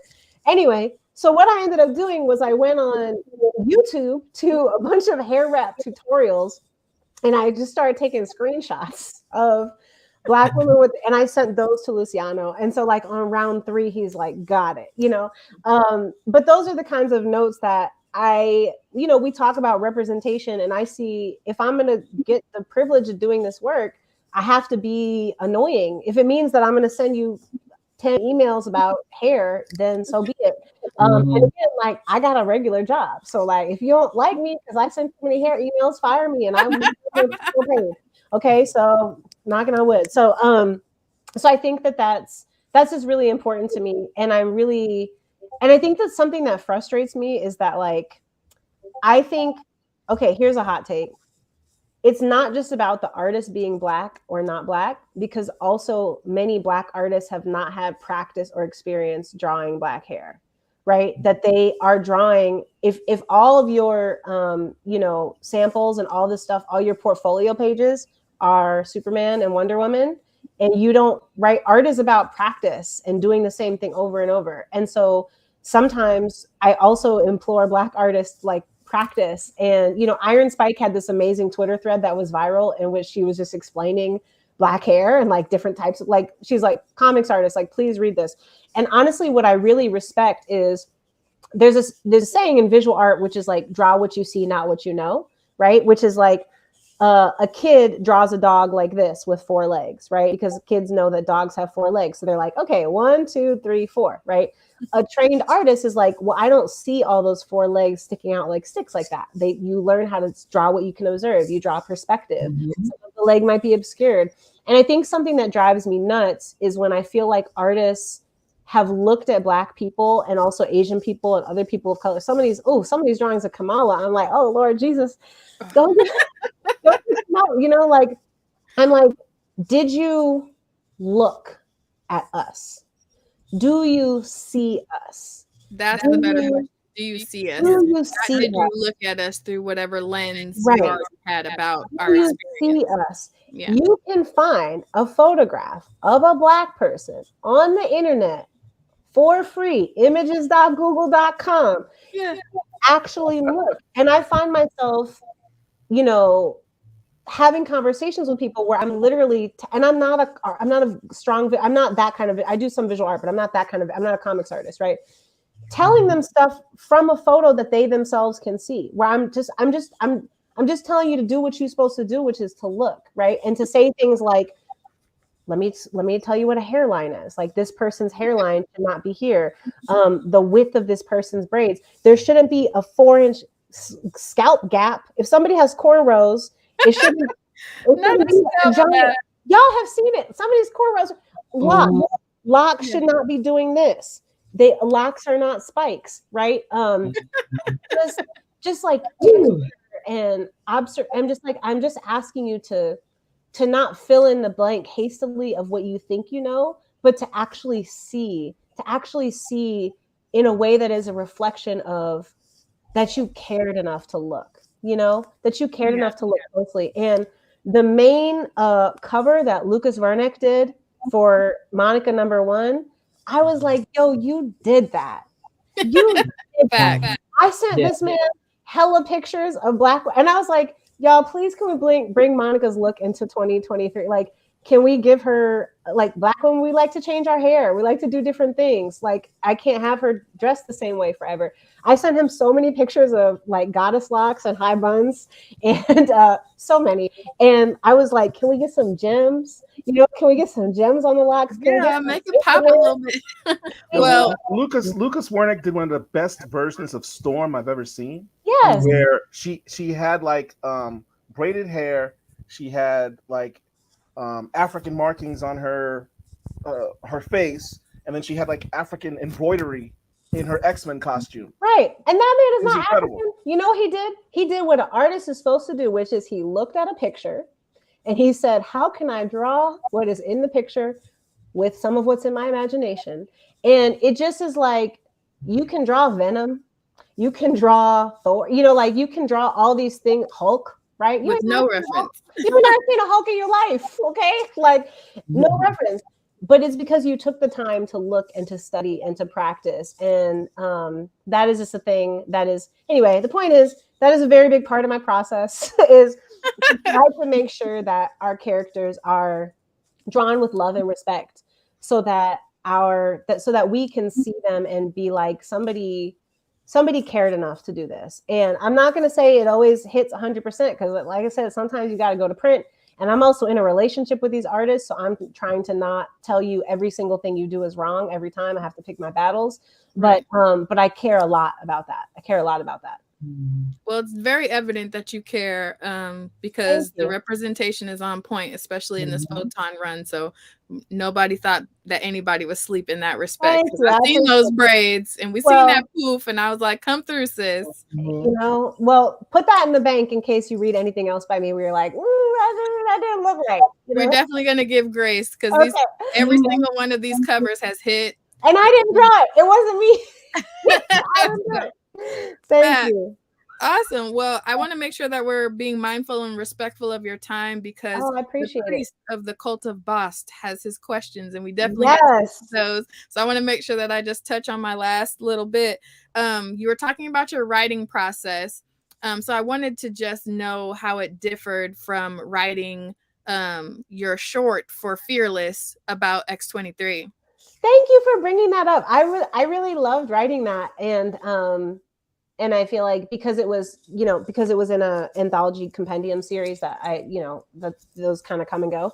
Yeah. So for folks who don't know, Fearless was anthology compendium of all women or non-binary character. Hey, look, y'all got the visual A's. Okay, you came prepared.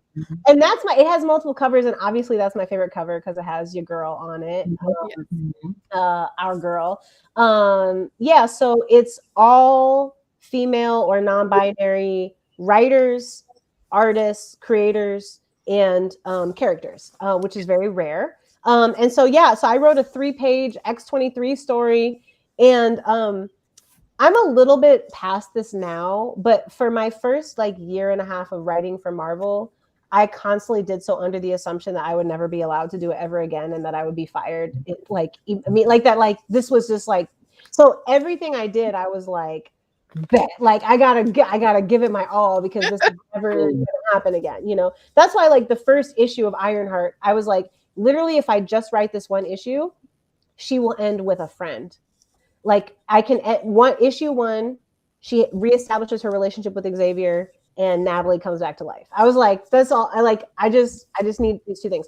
So for Fearless, I was like, I really wanted to write X-23. I think she's a really amazing character.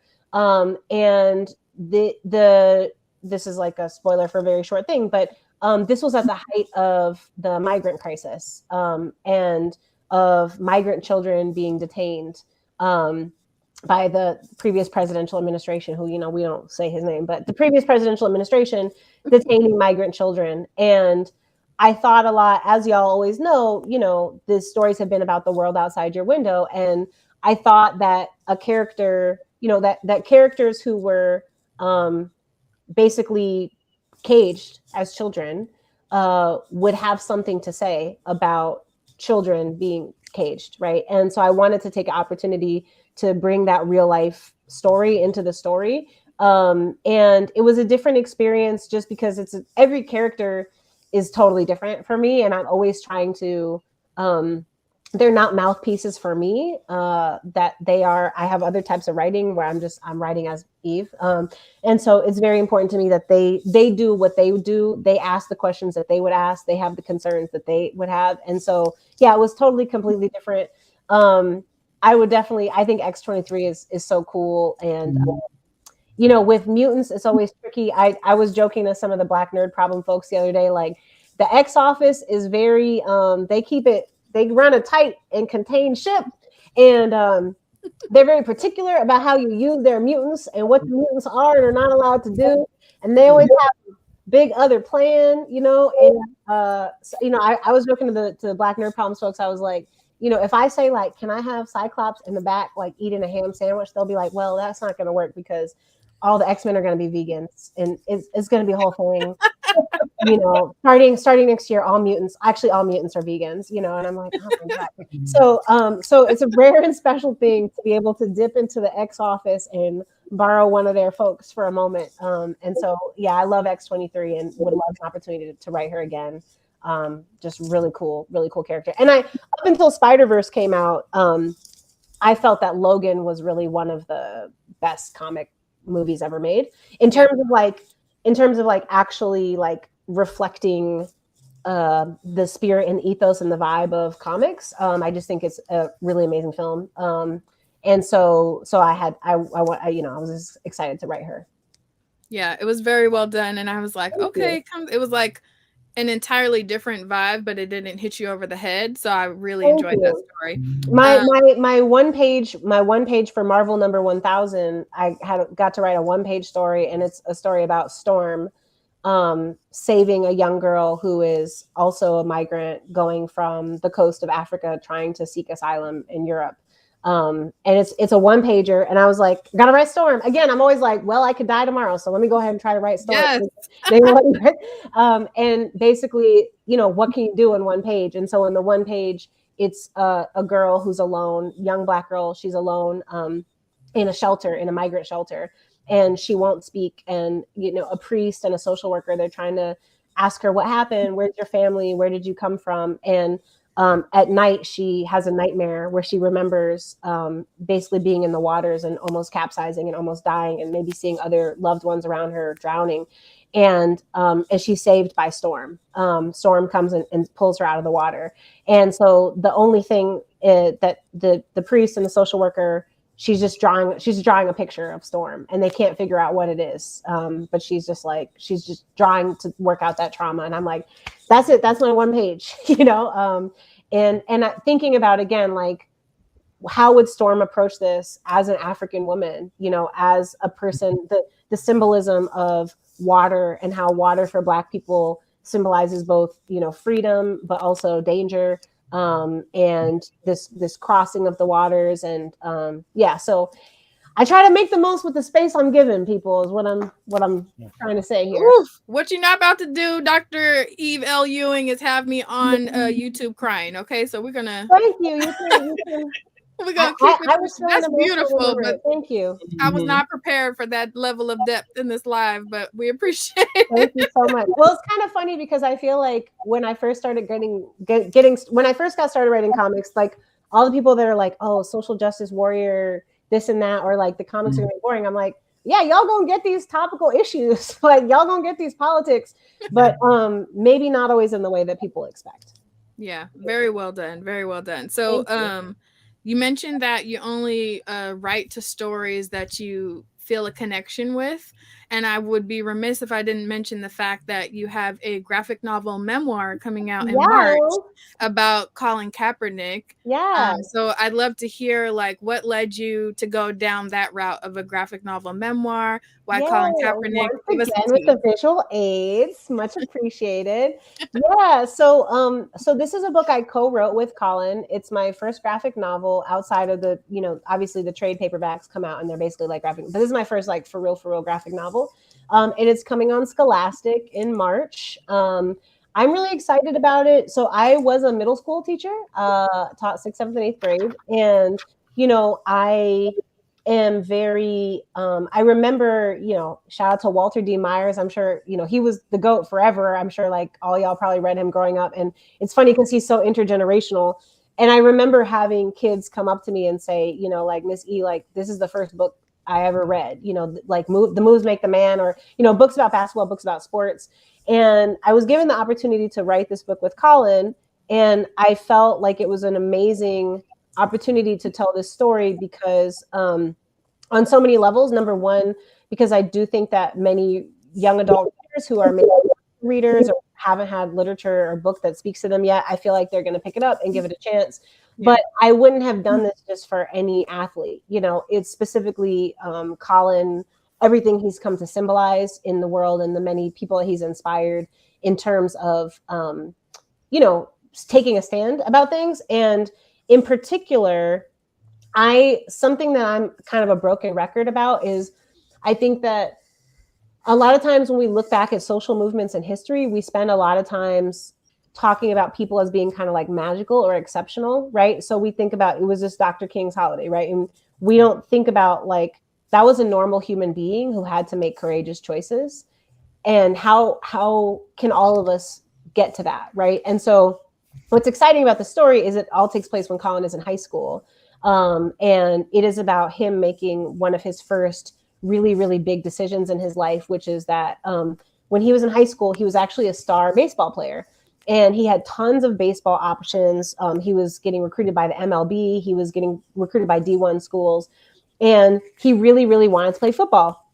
And part of why he wanted to play football was because the way he saw himself in Black football players and Black culture in football was calling to him at a time when he was trying to figure out his own racial identity as a transracial adoptee, raised in a very white community with white parents. And football to him was Black people and Blackness, and baseball to him was white people and whiteness, and specifically white supremacy. He experienced a lot of racism on the baseball field.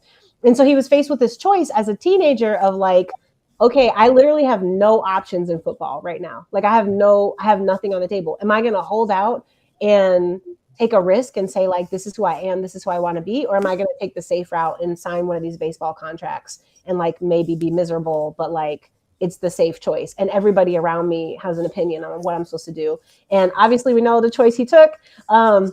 If for some reason someone does not know that, we have this cool Phantom Menace-esque cover where he's casting the shadow onto the wall. And so what I hope young people take away from it is seeing, this is going to sound very corny, but I really mean it, like seeing the version of themselves that is courageous, seeing the version of themselves that is able to grow up and do remarkable things by sticking to their principles and by asking the question, who am I and who do I want to be and what am I really about? And I think that, it's been amazing how many people all across the country and the world saw Colin's example and took a knee. And many of them, like we'll never know the name of the cheerleader or the volleyball player or, you know, the random kid in a random town in somewhere else in the world who had to do this very courageous, very tough thing. They'll never get the shine. And it was probably really hard and they probably faced consequences, but we have to find the strength to make those decisions for ourselves. So that's what the book is about. I watched the most football I've ever watched in my life in order to write this book.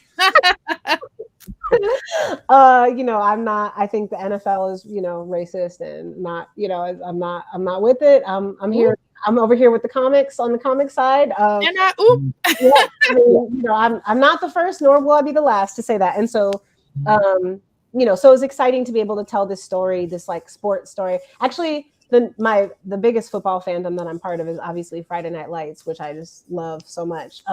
And so to be able to tell a sports story in a way that is like relatable and important to me, with somebody that is a really very humble, very kind, very thoughtful person. And working with Colin, you know, it was pandemic. We were doing all this stuff on Zoom, and he is so like kind and gentle and humble and chill.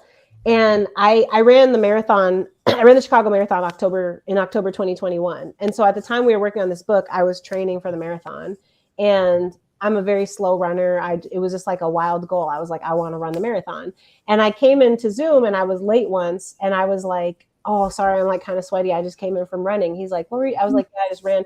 I'm training for the marathon. He was like, you ran? That's awesome. Good for you. That's so great. Wow, I can't believe you. And he was really gassing me. I was like, yeah, I am great. Then I was like, wait a minute. I was talking to a whole professional football player, but he really was like, that's awesome. Like he was really like encouraging. So he's just a very, very kind person. And I'm very glad that we got to do this work together, and I hope people like it.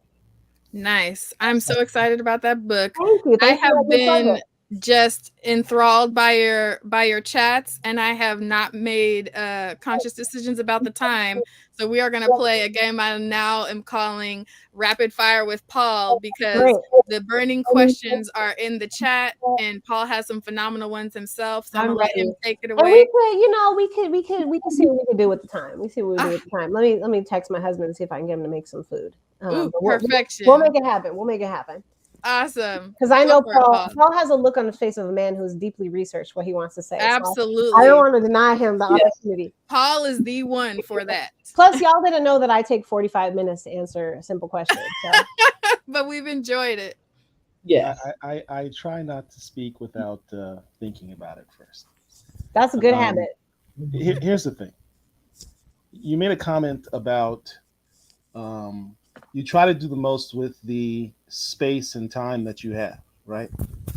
And this is less a question than more of a compliment while I have you. Oh, thanks, Paul.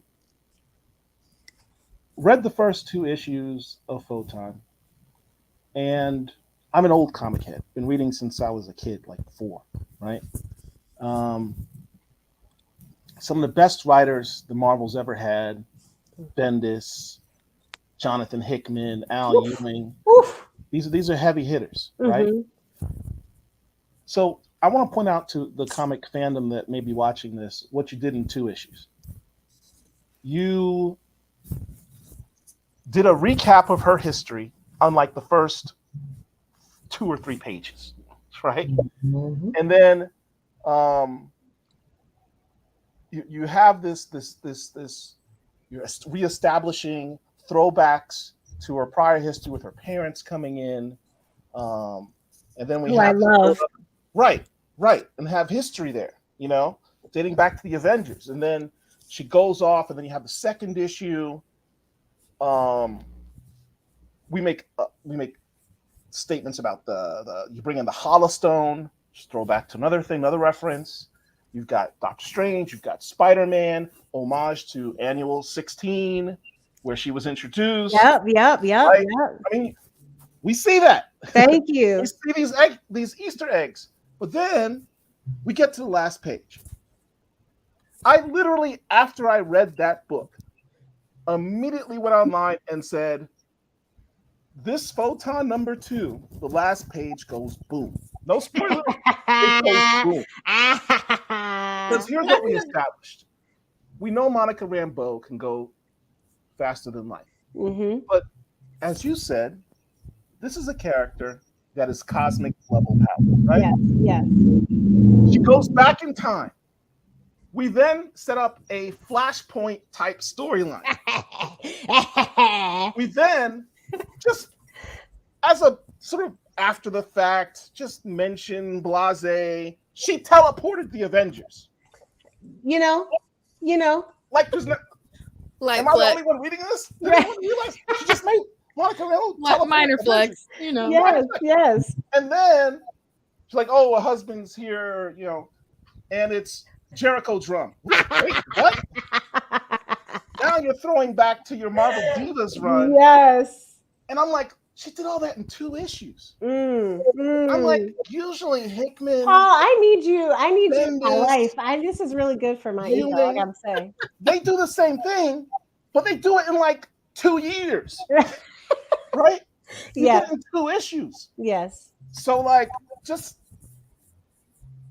I gotta give one of the big things about the Black Comic Lords, one of the things that's important to us is not just giving shine to these characters that don't get enough shine, but it's also giving shine to creators like yourself who don't get their flowers. So every time I have an opportunity to give flowers to creators like you that are brilliant and don't get nearly as many accolades as you should, is to do that. And I wanted to show that I recognize, because I know it takes research and knowledge to put all those Easter eggs and tie that history all together. And I just wanted, because I don't know if you often hear this, but the fans recognize it. Real fans recognize it. And just wanted to let you know that, appreciate that. Thank you, Paul. Can I, I'm also trying not to cry. Thank you for saying that. And that means so much to me. It really does. And I want to say you don't even know, but I feel like you do know. And it is,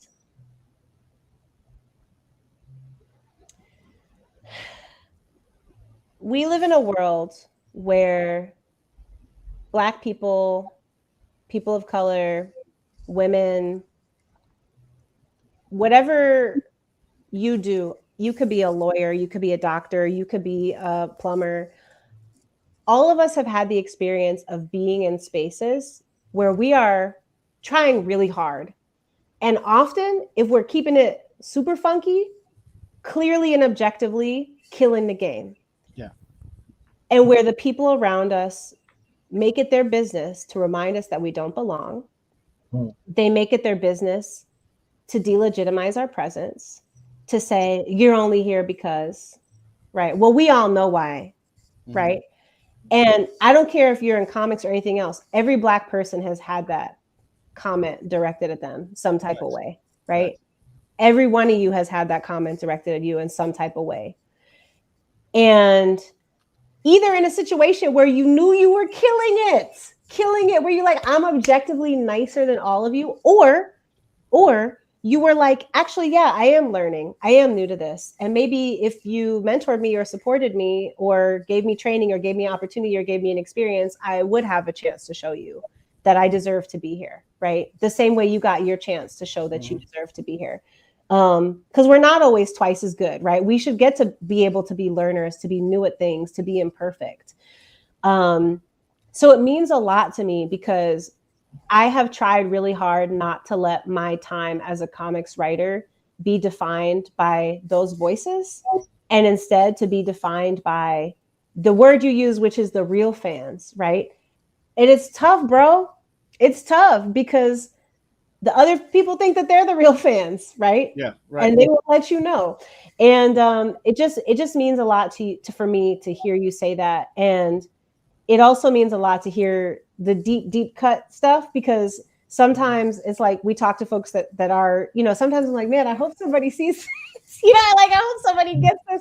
So it just you really have given me a profound gift. I really appreciate you for saying that. And the other thing, to keep it, since we're basically family now at this, we're an hour and 40 minutes in. I often say this to other Black comics writers that I talk to, on the regular. We don't always have the privilege of having space We don't always have the privilege of people assuming the best, right? So I'm going to take Hickman as an example because you mentioned him, and because we can look at, what I have been calling Hoxpox, but which, House of X, Power of 10, right? Like everything that he's done is so incredible and so amazing, and also required a lot of faith. And it required a lot of people, from editors to shops to readers, to be like, I trust that this is going to work out. Like, this joint is wild. I actually don't know what's going on. It's multiple timelines. It's confusing. And I got to check the reading order at the end. I'm on the last page, like, okay, let me make sure that I get to read the next, and some of that is because he's Hickman, right? Like, he has proven with the level of his writing that I'm gonna give it a shot, right? Even if I'm confused, I'm gonna give it a shot. And everybody believes like this is gonna work out. Nobody reads those first issues and says, Jonathan Hickman sucks. I'm confused. I don't get this, right? Everybody involved gives him that faith. And that's because he's earned that over the course of an amazing career. I want for creators of color to have the space and time to develop that kind of trust with readers. And we often do not get that space and time, right? Because it's like, well, that didn't sell. Well, that wasn't, I don't know, right? And I want to have space as a writer to be weird. I want to try weird stuff. I want to do weird and confusing things that will pay off, that you'll be like, oh my God, I can't believe, I'm so happy I stuck with that because, right? And just to hear you say that you were willing to go into it with that. And I'm going to tell you, it's going to get weirder. Yes. It's good. I was like, this is a cosmic story. I have 5 issues. We need to be weird. It's gonna I got some questions on that. Okay, okay. Anyway, I'll stop this emotional speech. But the moral of the story is, I appreciate you, and really, what I hope for is that that all these different creators get the space and the time to go there, and that sometimes we don't. But thank you from the bottom of my heart. No, thank you. And nobody watch this video and go on Twitter and say that I'm trying to start beef with Jonathan Hickman or not at all. I don't want to see Bleeding Cool. I don't want to see Bleeding Cool tomorrow be like, it's all love. The Ewing versus Ewing Civil War is finally popping off. Yeah. One of the things you mentioned as a theme was a mentorship, which in our community is a thing, especially when you wish to go to school or become professional or go into a profession. When you have not had the opportunity, or let me rephrase this, when your people have not had an opportunity to enter certain spaces and do certain things in a generation or less, right? Mentorship is critical. Yep. Last week we had your buddy Cody Ziegler here. Yay, yeah. By the way, he told me to tell you, hey, what's up? So that's from Cody. Cool. If you get caught in a Flashpoint event, you need to go back in time and tell Cody that I said, hey, what's up last week. I will get my DeLorean and do that. Okay, great. I have one. Or ask Monica to apparently teleport me back in time. So he did a mentor relationship in that story he did with Miles Morales and Misty Knight. Any opportunity you think, not a team, but like a mentorship scene between Monica and like the Champions or oh my God, that'd be so amazing. So I can tell you, like I said, this series is going to be mostly just Monica doing Monica things, although interacting with lots of other people, but her trying to, I feel like Monica is one of these folks, and maybe some of y'all do this.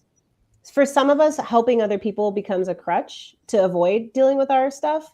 And so that's kind of her struggle right now. That being said, what I said earlier about hoping that this run establishes her as a character that's exciting for other people, I would love to see her with the Champions. I love the Champions. I have an unhealthy, very real, like they're very real to me, and I just love them so much. I like it shows in the writing. I love them. Thank you. And especially Miss Marvel. I love Kamala. I love Miles. I love Viv. I love them all. And one of my favorite, there's a scene in my Champions run where they meet the Marauders. They go on the Marauders ship, and Riri gets to meet Storm. And, you know, that panel is like worth a million words of just the look on her face, you know, of like, and it's like when Kamala has gotten to meet Wolverine, you know, and it's just like the look on her face of, it's like how we would feel, you know? So anyway, that's not going to be in this run, but I would love that. I would really, really love that. And what I would hope for, honestly, is like, I would really want to think about what makes story sense. So I would love a younger cosmic character who, because like Misty and Miles makes perfect sense, right? Street level, you know, like New York. Like I would love a young cosmic hero who suddenly is inundated or overwhelmed with power that is, you know, not at Monica's level, but of a similar type that they can't control. That sounds a lot like Ghost-like for some reason. Could be. But yeah, I would want something like that. I would want something to where they were matched in some way. Or it could be like an odd couple thing. Like maybe it's someone who's from New Orleans, but has a really different power set. Like I would want to think about the character aspect of it. But I think Monica should be a mentor. I think she is such a kind and down-to-earth person, in a way that I think also, to be honest, makes her unlike a lot of other Marvel Universe characters. Like I think she's just like something I picked up from her Avengers run is she's just so like humble, and like she's like, oh well, I guess I'll just make myself a Mardi Gras costume, you know, like she's just very relatable and chill. And so I would love to see her bring that energy to somebody else. So like a young New Orleans powerful person Monica could mentor, like Zoe Laveau. Could be. I hope that some people are listening. Moving towards the Black Panther side of things. Yes. The questions for Black Panther are just like voluminous. Okay, can we just pause and say, y'all wanted to get me on this interview some time ago, and I said, I promise you, if we can wait till after mid-January, there will be a big announcement that I will. That's right. That's right. So I delivered, right? I delivered. Yes. You delivered, because I was like, you know, I told your assistant, I was like, well, let's wait until right after. When's the announcement? She's like, it's on this date. I was like, all right, let's schedule it for that Friday. And she's like, all right. There you go. So I'm glad I delivered on a relevant announcement. So also keeping with the theme of mentorship, there's this new character that your predecessor created called Tosin Aduye. Any plans for who hates T'Challa? Any plans of having T'Challa and somehow mentor this new Wakandan hero? Okay, what can I say about this? So here's what I'm going to say. I am very glad for the creation of Tosin, because I think, so I talked earlier about my process, right? And that what is the key question for me? So for me, one of the key questions is building out Wakanda, right? Like Wakanda outside of the throne room, Wakanda outside of the Golden City, Wakanda outside of the royal family.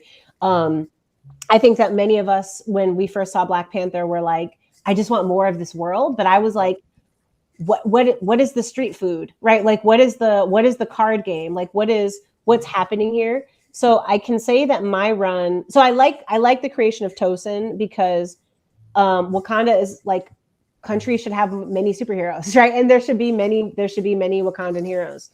That said, now what can I say?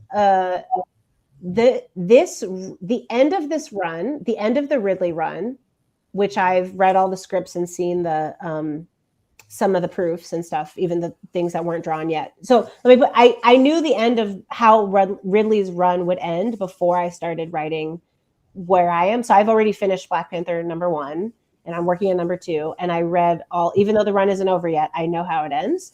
And it is ending in a way that is very much disrupting the status quo, and that my run will be picking up directly from that moment. So I know one of your questions, not to spoiler one of your questions, but one of your questions was that, you know, some of the press was using the word reboot. This is not a reboot. Right. This is in continuity. That is not my word. I don't know. You know, comics press present company excluded. People just be writing stuff. People be like, and then, you know, and they're on a deadline. That's fine. But it is not a reboot. It is in continuity from the Ridley run. And the Ridley run will create at its end, but created for me in my planning, some really interesting circumstances that I think are going to make my run really exciting and fascinating. And I'm not using interesting as a euphemism. I genuinely mean, like, I think that as a creator, one of the most interesting things you can do is create constraint.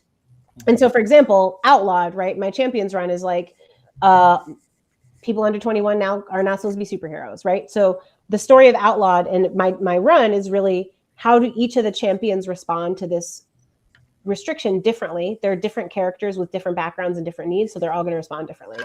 That is what makes it an interesting story.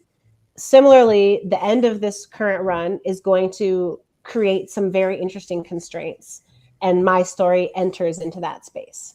And so that is what I will say. All right, very well. So that is you also mentioned, huh? That is my answer. That's your answer. Okay. And I understand. I preface that I understand that many of the questions I'm going to ask you, you probably can't. That's okay. Throw them at me. You got to ask anyway. And Brian is asking, how long is my run? Until they fire me. I don't know. Until they fire me. Or until they fire me, or until, I will say, I think, again, sometimes people know me from one point of work or the other. I do a lot of other types of writing. And so there might be a time, like I most of last year in between Champions and Photon, I wasn't writing any comics, and people were like, where did you go? I have a huge nonfiction book that I'm working on that is due this April. So I spent all of last year like just working on this other book. So a time may come where I have another project or something where I take a break or step away. Or if I just feel, I've already told y'all, like, I really only try to tell a story when I think I have a good story to tell. And so I don't want to be Michael Jordan playing baseball. I really, if it comes to a point where I'm like, well, I'm out of ideas, I would like to gracefully bid farewell. So that's my answer to Brian. Until they fire me, until I run out of ideas, or until I have to do something else. So one of the questions that naturally everyone's asking is, with the success of Wakanda Forever and Shuri taking up the mantle, is there going to be a sharing of the mantle or an opportunity for maybe 2 Black Panthers in your run? What to say about this? Sharing of the mantle. I will say this. Black Panther is a lot of things. Black Panther is a hero like any other superhero, but is also unique in being a symbol of a country, right? And is also unique in the ways that the symbolism of that symbolism has historically been bound up with leadership, with royalty. And part of my run is going to be about, do I want to say deconstructing? Thinking very critically about that Black Panther is a person, a symbol, an icon, a national leader, a superhero, an avenger, all those things at once. And I want to unpack that a little bit. That's what I can say about that. So here's some cool stuff I wanted to get into. Okay, I thought that was cool stuff. I thought those were good questions. No, that's a easy softball question you would normally expect. Okay, I'm trying to be my best Kevin Feige in terms of like giving answers. You're doing a great job. You're crushing it. You're crushing it. So John Ridley also wrote issue 4 of Wakanda, in which he wrote the story about a character called Kime, who is a new.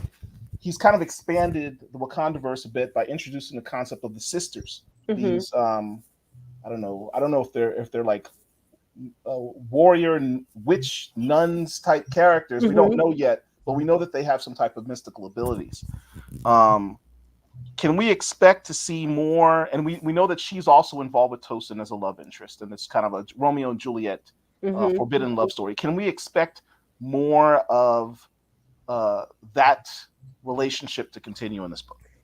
So what I can say about that is that part of what makes Wakanda super interesting is the spiritual beliefs of the people who live there, and the ways that in many different runs, I would, definitely think of Coates' run and some of Hudlin's work, right? That the spirituality, that this is literally a God-given power, right? And that being the Panther and the world in which everybody is operating is very much infused with religion and spirituality in many different ways. And I can say that is a theme that will continue, and I would say be in some ways expanded. That's what I can say about that. I have to ask this question. Yeah. Because the cult of Bass needs to know. Ta-Nehisi Coates did a brilliant job putting the Black Panther and Storm back together in a very organic and real way. Basically talking about their mess, frankly, with each other. Saying, look, let me tell you about yourself, T'Challa. Oh, it was ugly. And he was like, yeah, I was not good. But he managed to get them in a good spot. Ridley put them in a place where that is apparently gone. Any is that going to be touched upon in your run? Their relationship, their current status, or? So I'm thinking about how to. So let me clarify one thing. So one thing that's different is that, like I said, so when I got hired for this, Chris, I dare you to read my. So when I got hired to do this, I said, well, how long do you want me to, how long, like, am I pitching you 6 issues, 12 issues, 12, and Will Moss was like, I don't know, how long you want to, like implicitly again, like he's like, Ta-Nehisi did this for a long time. I was like, well, that could be cool. Right. Again, I could be fired at any time, but all that's to say, I want to make sure that I clarify, like there's the arc and there's the run. And I have no way of knowing how long my run will be. And so the way I think about it is a little bit of like my checklist for the character and what are the immediate stakes of the story and how we will continue from where we're leaving off with the Ridley run.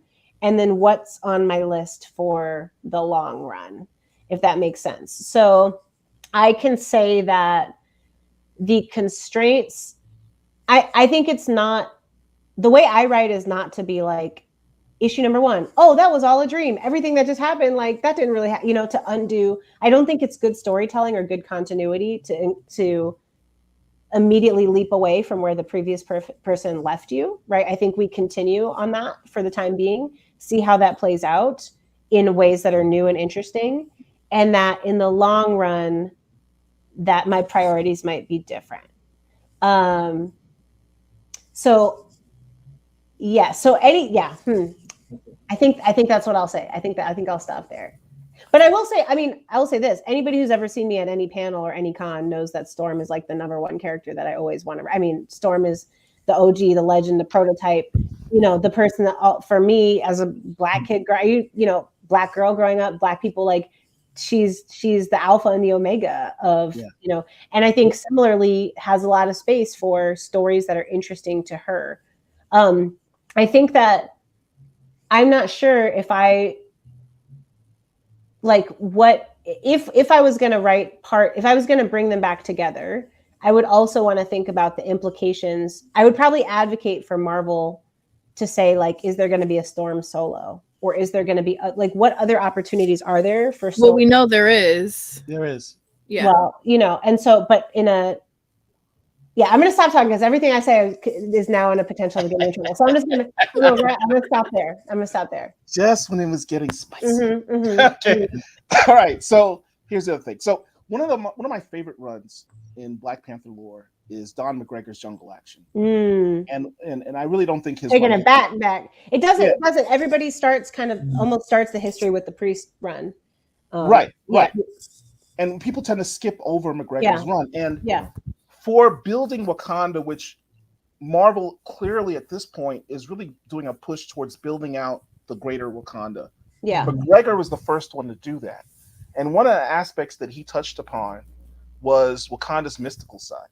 And I know that, with his introduction of these characters, the sisters, there's an opportunity to really go deeper into that realm.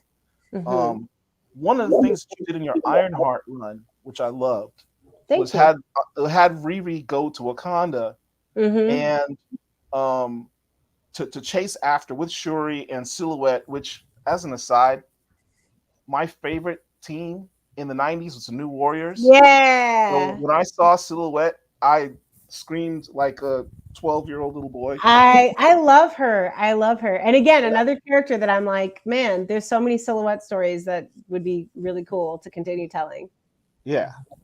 Any opportunity you can bring her back, that'd be outstanding. Well, what about my man, Midnight's Fire? Well, that's what I'm talking about. It's like in that storyline, there was chasing after wellspring of power, which you established as being in Wakanda. And so that sort of ties into this. There's this whole mystical realm in Wakanda that never gets explored. Yeah. Zawavari is this character that's there, and you've got Storm being listed as the Hadari Yao as a goddess, and then, you know, T'Challa becoming a shadow, whatever. The point is, there's a lot of mysticism. A lot of mystical stuff. Is there going to be some mystical stuff now that we have these new characters introduced? Yes. I would characterize it. Do I want to use the word mystical? Yes. I can confidently say yes, there will be mystical stuff. And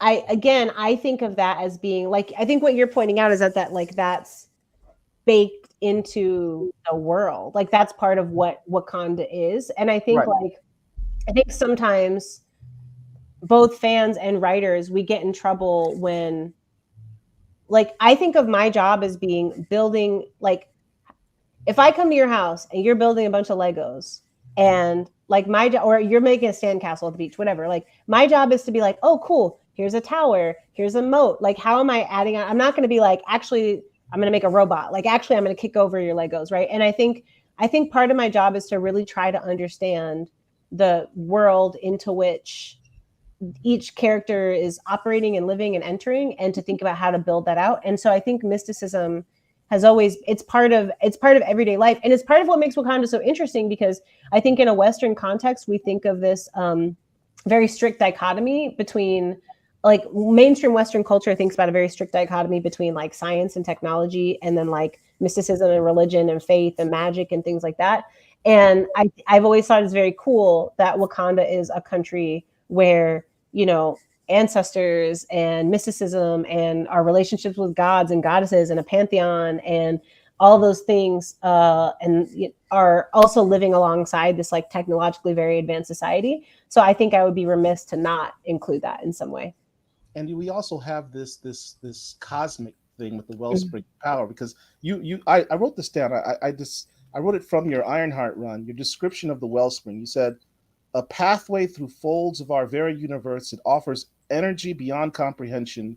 It is boundless. That sounds good. That is good. Yeah. I mean, whoever wrote that was brilliant. So, but by the way, you'll get, I mean, as a new Warriors fan, you know that a lot of that is, again, all these comics, Paul, it's like, I want people like you who read those runs to be like, oh, that's what, because you already know that about the wellspring power, right? I want it to be like somebody like you was like, got it. I remember that. And I remember because they were in the jungle, and then they had the thing with the kids and the marriage pact. That was weird. But then Midnight's Fire and Silhouette, and they were babies. And then their daddy was, you know, like all that stuff. I want you to get all that. And I want somebody else who's never read a comic before to be like, cool, magical hole in the ground. Awesome. And they get it. And they get it. Without all the backstory. I don't need any, whatever. There's a whole, it's like a cosmic thing, space-time continuum, wiggly is happening. And that's what we in the Black Comic Lords call brilliant writing. Thank you. So that seems like the type of thing that could lead to a whole multiverse of madness, of which I think would be a great opportunity. We've never had a multiverse of madness in Wakanda. Just throwing it out there. I appreciate that. Well, stick with the Monica run and see, because we were talking about Monica, you were using the word time travel. And I just want to say, we actually don't know what is happening there. All we know is that the Avengers are there, and that they look like the Avengers from the 80s. Yeah. They're dressed, their costumes, they look like the old Avengers. Monica looks the same. And then Jericho is from a different time. Like, so something weird is happening. That's all I'm gonna say about that. So after this, we'll see how much I don't know if I can do too much multiversal stuff But yes, I think that would be really cool. And I think part of what you're pointing out is like, I know that what Ta-Nehisi did with the Wakandan space empire was controversial for some people, but I think what was really interesting about it was like, how do we naturally extend the bounds of where a country like this can go, right? In the same way that it doesn't make sense for Monica to be a cosmic character who's only doing earthbound things, it doesn't make sense for Wakanda to be this allegedly super advanced technological society and not also be doing space things, right? And so I think part of what you're nodding at is like, how do we in the same way like Wakanda should have a bunch of mutants, Wakanda should have all the things that the United States has in terms of like the different types of characters and, you know, teams, and Wakanda should have like a teen superhero team. Like Wakanda should have you stole my question. Oh, sorry, you know, You stole my question. Yeah, so where's Xavier's, you know, home for you know, school for gifted youth? Whenever we do these interviews, I always have a pitch. I'm ready. Here's the pitch. In all the history of the Black Panther series and Wakanda, what have you, there has never been an official Wakandan super team. Never.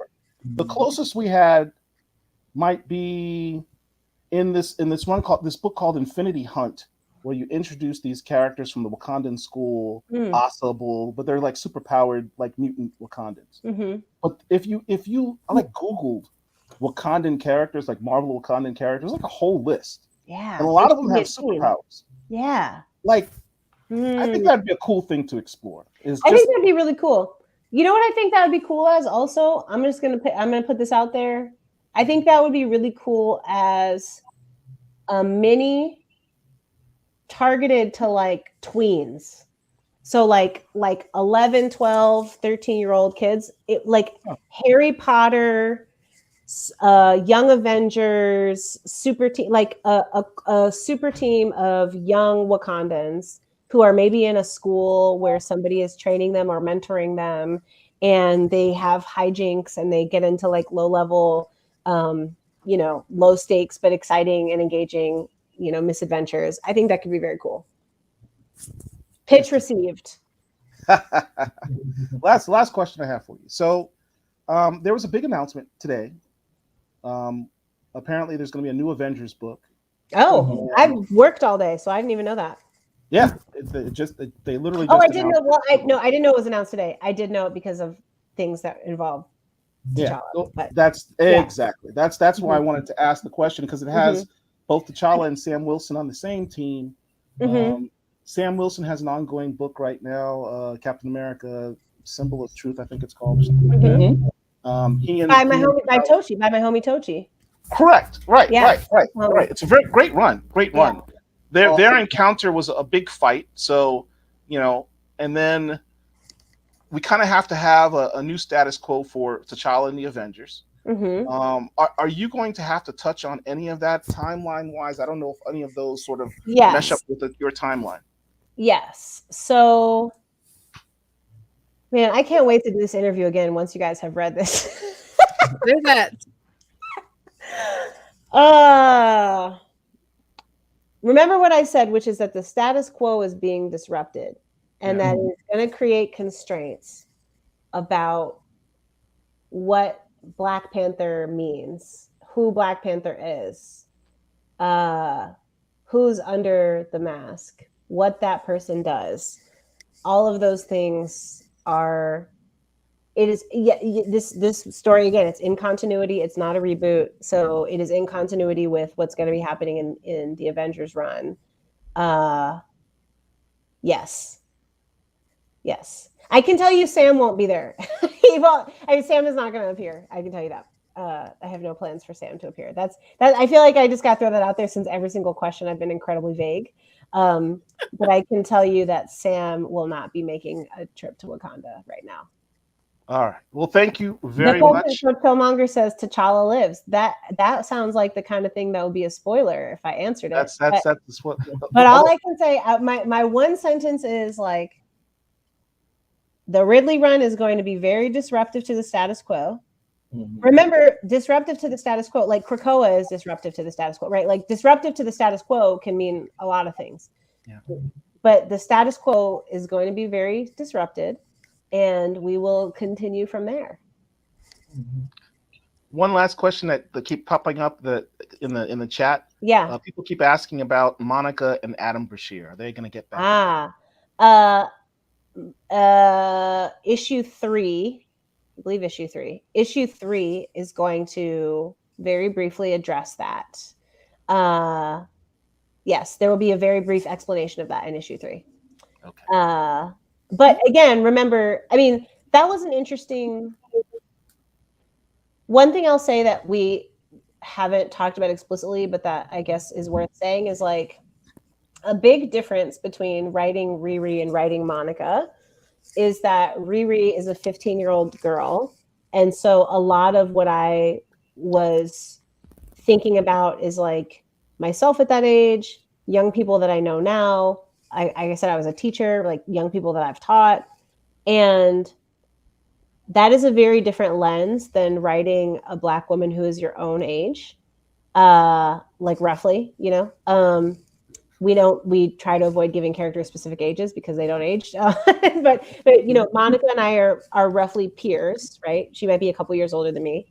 And that was harder in some ways because I was looking at the character like my friend and looking at the character as what I would want for her and how the things I want her to be able to resolve, ask, think about, experience, dream.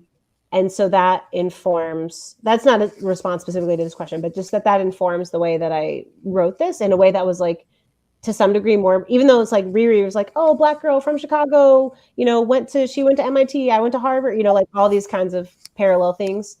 South Side, all that stuff, that in some ways that was all very personal, but in a way that still had the healthy distance of age, and that like some of Monica's stuff is my stuff, you know, in a way that is like uncomfortable and hard. Mm-hmm. But anyway, that's like a way of distracting from the question, but it will be very briefly addressed in issue 3. So that's why you got to pre-order it from your local comic book shop. Pre-order.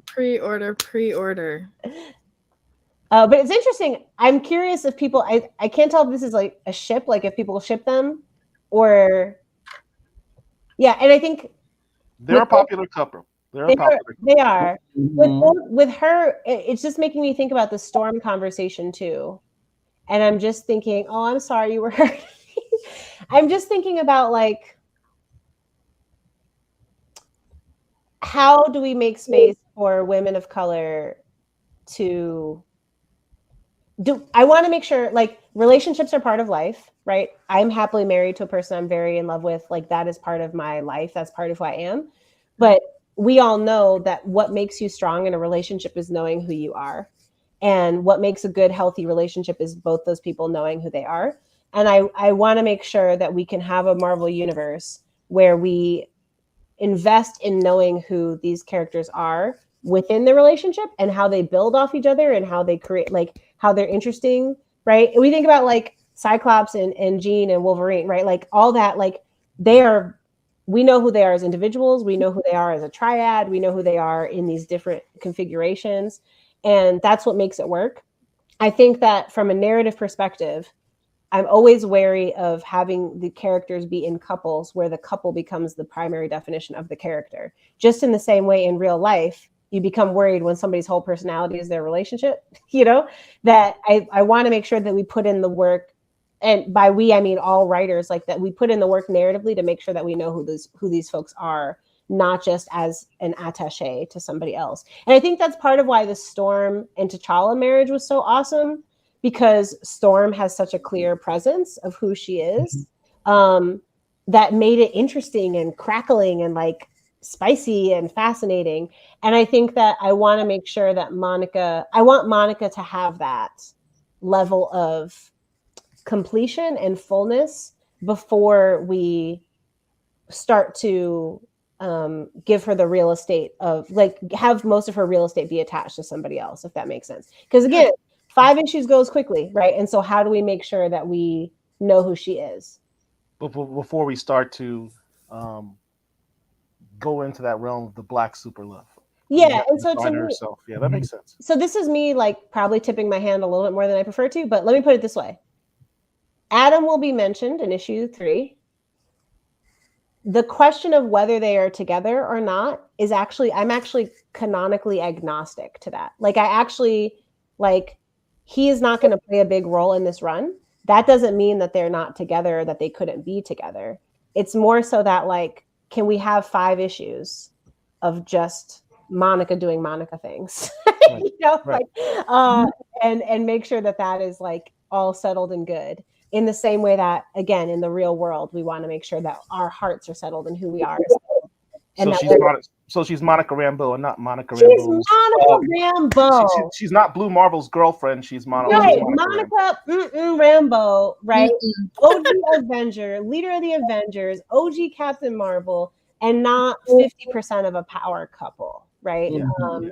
So I'm treading carefully because I want to make sure that I'm respectful of people who love this pairing, and that like I think also Adam is an amazing character. Like that, but to make clear, it's like if you're about to do girls' night with your homegirls, and then they're like, "Can my partner?" Or other way, like if you're like, "We're gonna do dudes brunch," and it's like, "Can I bring my girl?" It's like your girl could be cool. It's a violation. Yeah, your girl could be cool, but like sometimes we just why can't we be by ourselves sometimes, as Erykah Badu said, right? Yes. Like, and so I just want to make sure with all these characters that we know, and same thing with Ironheart, right? Like with all these characters, just that we know who they are as themselves, as a strong foundation before we define them entirely through other people, whether that's through a relationship, through a team, or through anything else. Well, I do have to interject because that being said, on the flip side, it's already very well established who Black Panther is. True. And the people would love to see some quality Black love on page, but also I feel like to surmise a lot of what's happening in the comments is people are like looking to whoever is going to pick up the Black Panther mantle, and that's safely in your hands. I'm gonna trust you. Trust you. Well, I was going to ask this. A lot of people felt hurt about the way that our boy T'Challa took a bruising. So yes. I think everyone's just looking for an opportunity for that pick me up. And I can tell you this: T'Challa will be. Okay, I can't say anything. Okay, well. Let me just say this. Who would you? I'm just asking. This is just me as a fan. I'm taking off writer hat and putting on fan hat. Okay. Who would you ship with T'Challa if not Storm? And again, this is not me fishing for ideas. I'm just curious because I think that part of this idea of like, is it because I'm seeing people say like we need more Black love, and somebody said we need Black love like Sue and Reed, which is cool. Like Sue and Reed are like, but sometimes Sue is like, what's Namor talking about?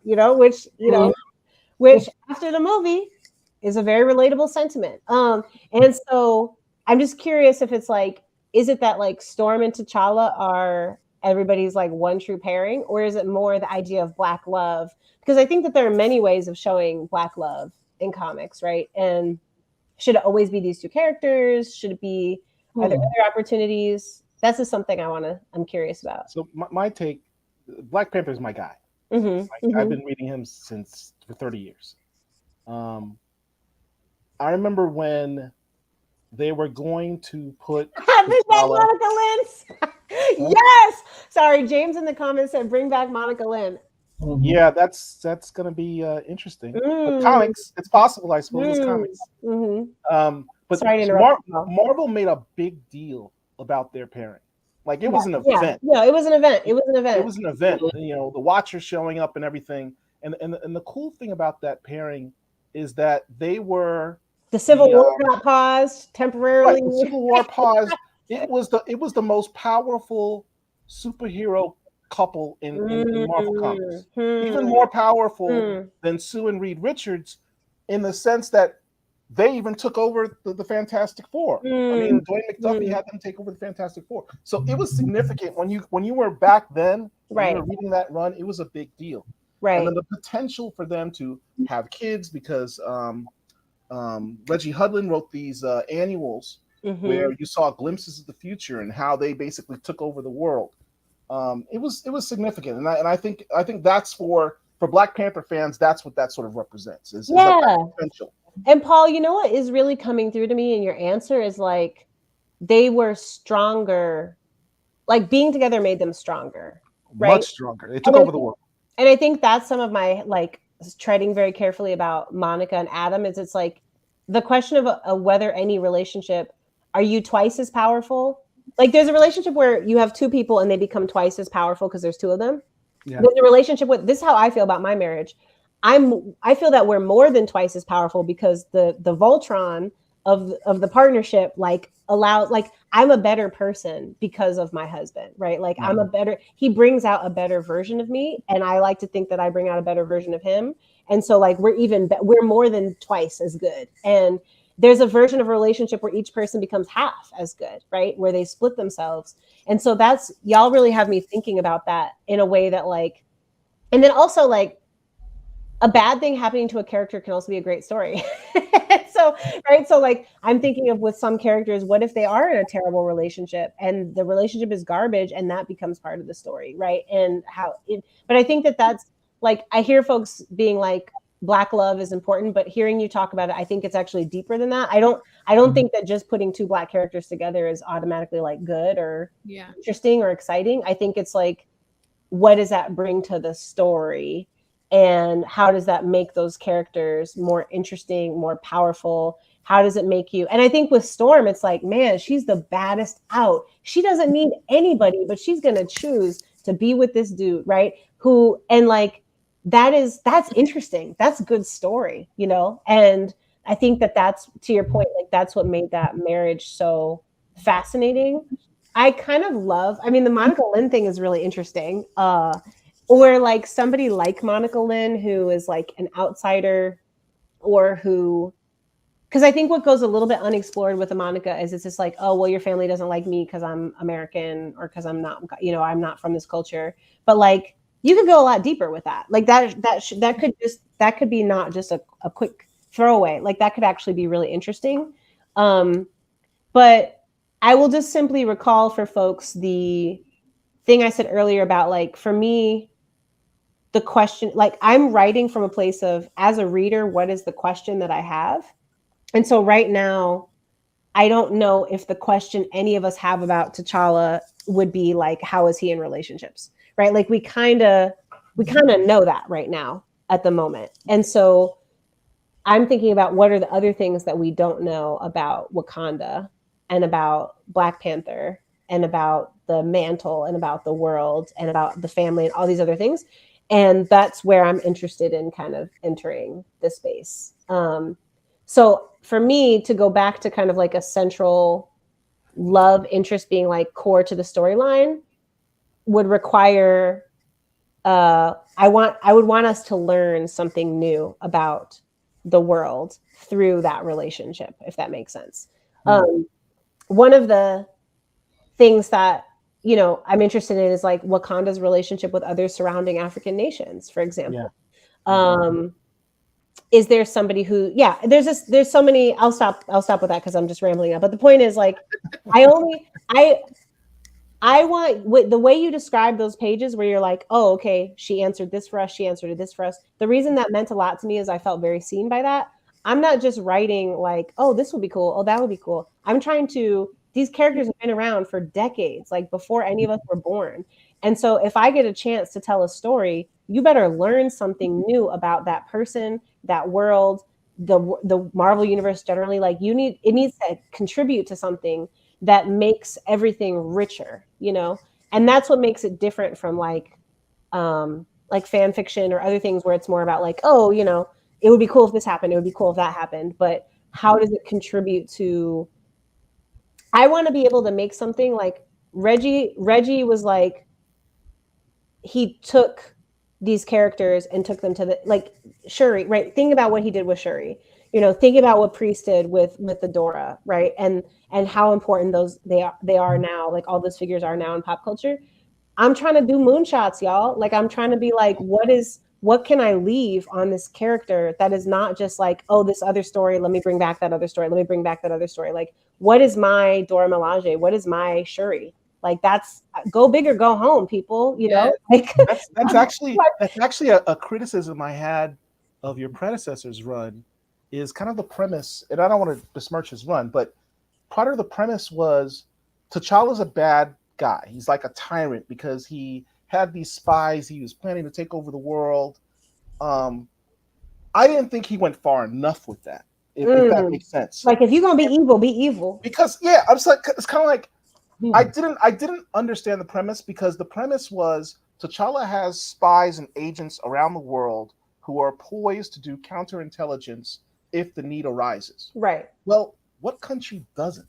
Right. They've had that forever. Right. That's called the CIA. Yeah, it's like you could say Captain America has that too. It's called the CIA. Right. That's like basic president king leadership 101. Sure. What I think would have been a more interesting story for him to do is take it further and have T'Challa say, you know what? We have this guy who's running America, who's a tool. We've got this guy in North Korea who's going to blow up the country, blow up the world any second. There's tyrants and petty, corrupt politicians all around the world. I'm going to clean it up. I'm tired of waiting on the sidelines. I'm going to take Wakanda's been in the shadows for so long. I opened up Wakanda, and now everyone knows who Wakanda is. They know what we have. They know what type of military and resources we have. Right. They know to fear us.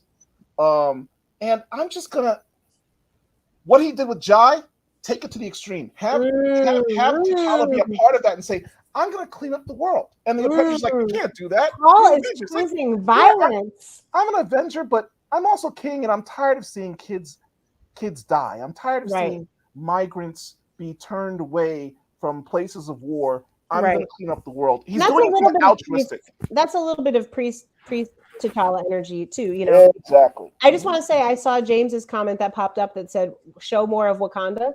In all my vagueness, the one thing I will promise y'all is that you will see some Wakanda that you have never seen before. And that is like, bring back the dinosaurs. Bring back the dinosaurs. Oh. And for Tommy too, like I think that when I keep saying like, what's my question as a reader? I'm like, yo, what else is happening in Wakanda, right? Like, what else is there? I want to see it. I want to be there. I want it to feel real.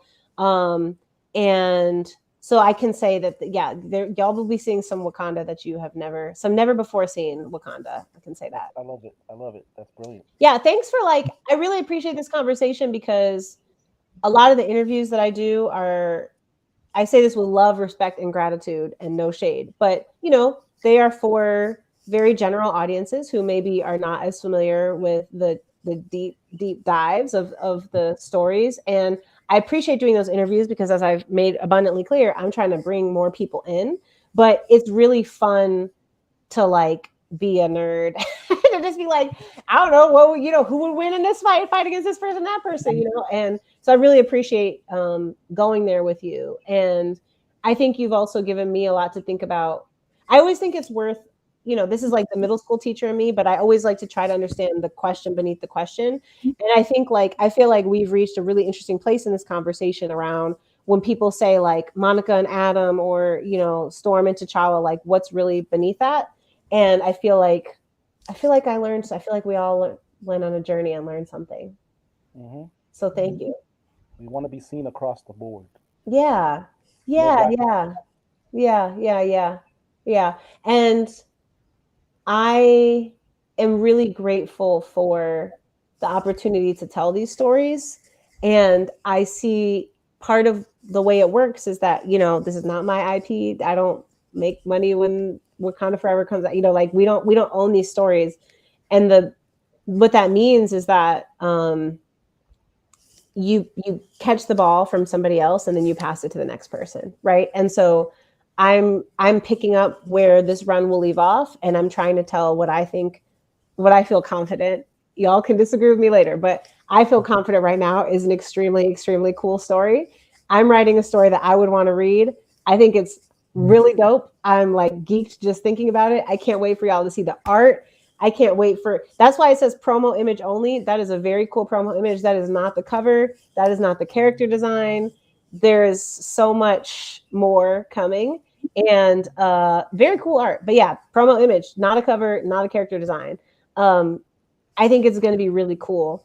And what I'm trying to do is build, and leave lots of interesting things so that the next person is able to feel how I felt reading Priest and Hudlin and Coates, right? And to be like, okay, this thing from 20 years ago, this thing from the New Warriors, this thing from, you know, I want people 30 years from now to be reading this run and to be like, okay, that one little panel where that one person made an appearance for 20 seconds, that person was the most interesting person. Let me tell their story. You know, that's what I'm trying to do. I'm trying to be a builder, and have fun doing it. As Bree said, I think we all have faith in you. Hey, listen, I do not take that lightly. I really appreciate y'all very, very much. Very, very much. Well, I think this is a record. I kept y'all over time. I was like, oh, I gotta get out early. I don't know. And now it's this is like almost a 3-hour. No, this is epic. So I mean, you already said it best. You're officially family now. Oh, so that being said, since you're officially family, I get to officially harass you. All right. So it wouldn't be me if I didn't do this. All right. Wrapping things up a little bit. Yes. It wouldn't be me if I didn't have you give the tagline. So I need you to like compose yourself and give us your best. This is the Black Comic Lords. I'm gonna say it right into the mic. All right. This is the Black Comic Lords.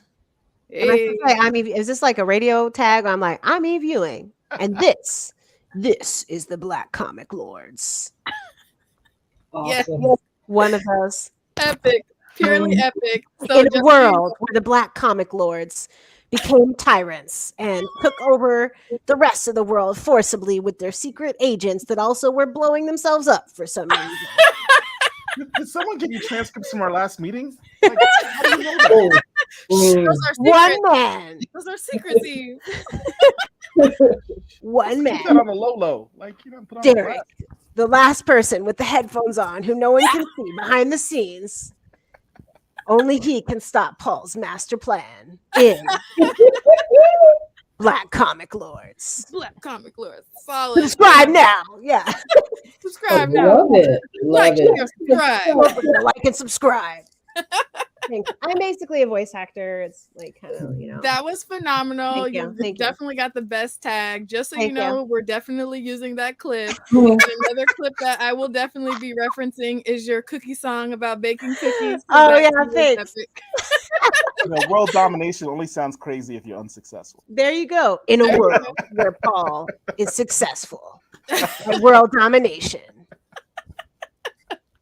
Epic, absolutely epic. Okay, and it wouldn't be me. And it wouldn't be me if I didn't harass you about coming back. So we have the absolutely. We're already pushing for everybody to pre-order every single variant issue of Photon so that we possibly get some more. But one thing we didn't talk about as far as like publishing and buying and where those things come from, when that trade hits the stands, okay, cop the trade. So. Me out here begging on Beyonce's internet. Can we harass you to come on back in July when the trade drops? So we can talk spoilers. Because me personally, I kept my questions spoiler free. You did. But your boy Paul just felt the spirit and had to give you your props. So in a world where Paul has spoiled the end of number 2. Yeah, you talking about July. I'm like, I hope I make it to next week. But let me say this. I would love to be back on the show in the future, in either this version of the multiverse, this plane of existence, or wherever we may find ourselves, whether it's for the trade or hearing Paul either praise or roast my Panther run, depending on y'all's thoughts when it comes out. I would love to be back. If I can be an honorary Black Comics Lord. Oh, absolutely. I just see around the border that y'all have the Monica's first appearance there. Of course we do. We're the There's Black a little Comic bottom. Yeah, that's so cool. This is what we do. Yeah, Mhm. he does this. He does this. We told you we not new to this. We Oh, true to true it. to the game. True to the game. No, I appreciate the OG status. I really do. Y'all are really wonderful. And for everybody who's listening or watching, I just want to say like this is every single time I see my name on that cover, it doesn't get old.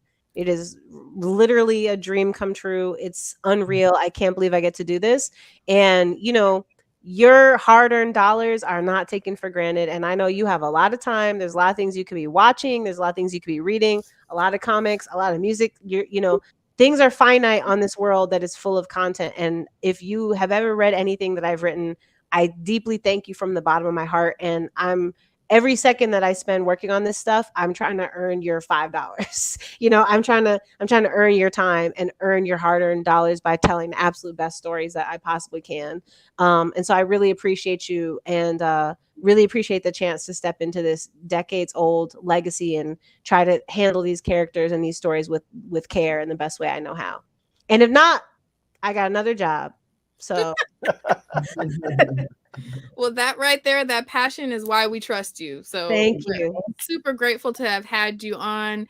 Looking forward to checking in with you for future Black Panther things. Yes. Photon trade, pre-order. If you're in this space and you like what you've watched and for some reason you're not already in the Black Comic Lords group, make sure you look for us on Facebook. We're a good time in there. We let you know what to buy, what's coming out, what Black keys to look for, all of the things. It's a good vibe. And I've been learning so much as a new comic collector in the space. Yeah, while you're at it, go pick up every single book that Eve L. Ewing has. Yay! I agree. And you can follow me on guarantee Instagram. you. My Instagram is eve.ewing. Facts. EWING. Yep. Accept no imitations. There's sometimes various fake accounts, but mine has a dot in it and has a little blue check. Wait, so that Twitter account that says Eve L. Ewing Writes, is that yours? No, that's So I'm tagging some random person. Oh, yeah, I didn't know that was a thing. Yeah, no, I am on Twitter, but I don't tweet. My Twitter is Eve Ewing, EVEEWING, which sometimes people think is Evie Wing, which is not correct, but bless their hearts. And then my Instagram is eve.ewing. Mhm. Yeah, eveewing.com. And if you see me on the street, say hello, but not in a weird way, in a friendly way. In a friendly way. So yes, please like, share, subscribe, follow, go cop all those Eve L. Ewing backlist titles, the trade paperbacks. It's all a good time. And make sure that you like, share, and subscribe the Black Comic Lords YouTube channel because we bring you the hits, we spill the tea, you get the exclusives. It's a vibe. We're a vibe. And you have John Jennings next week, so that's pretty There fun. you go. All of the things. Thanks, y'all. This has been a delight, and everybody have a safe and happy evening, and hope to see y'all again soon. Absolutely. Good night, y'all. Bye.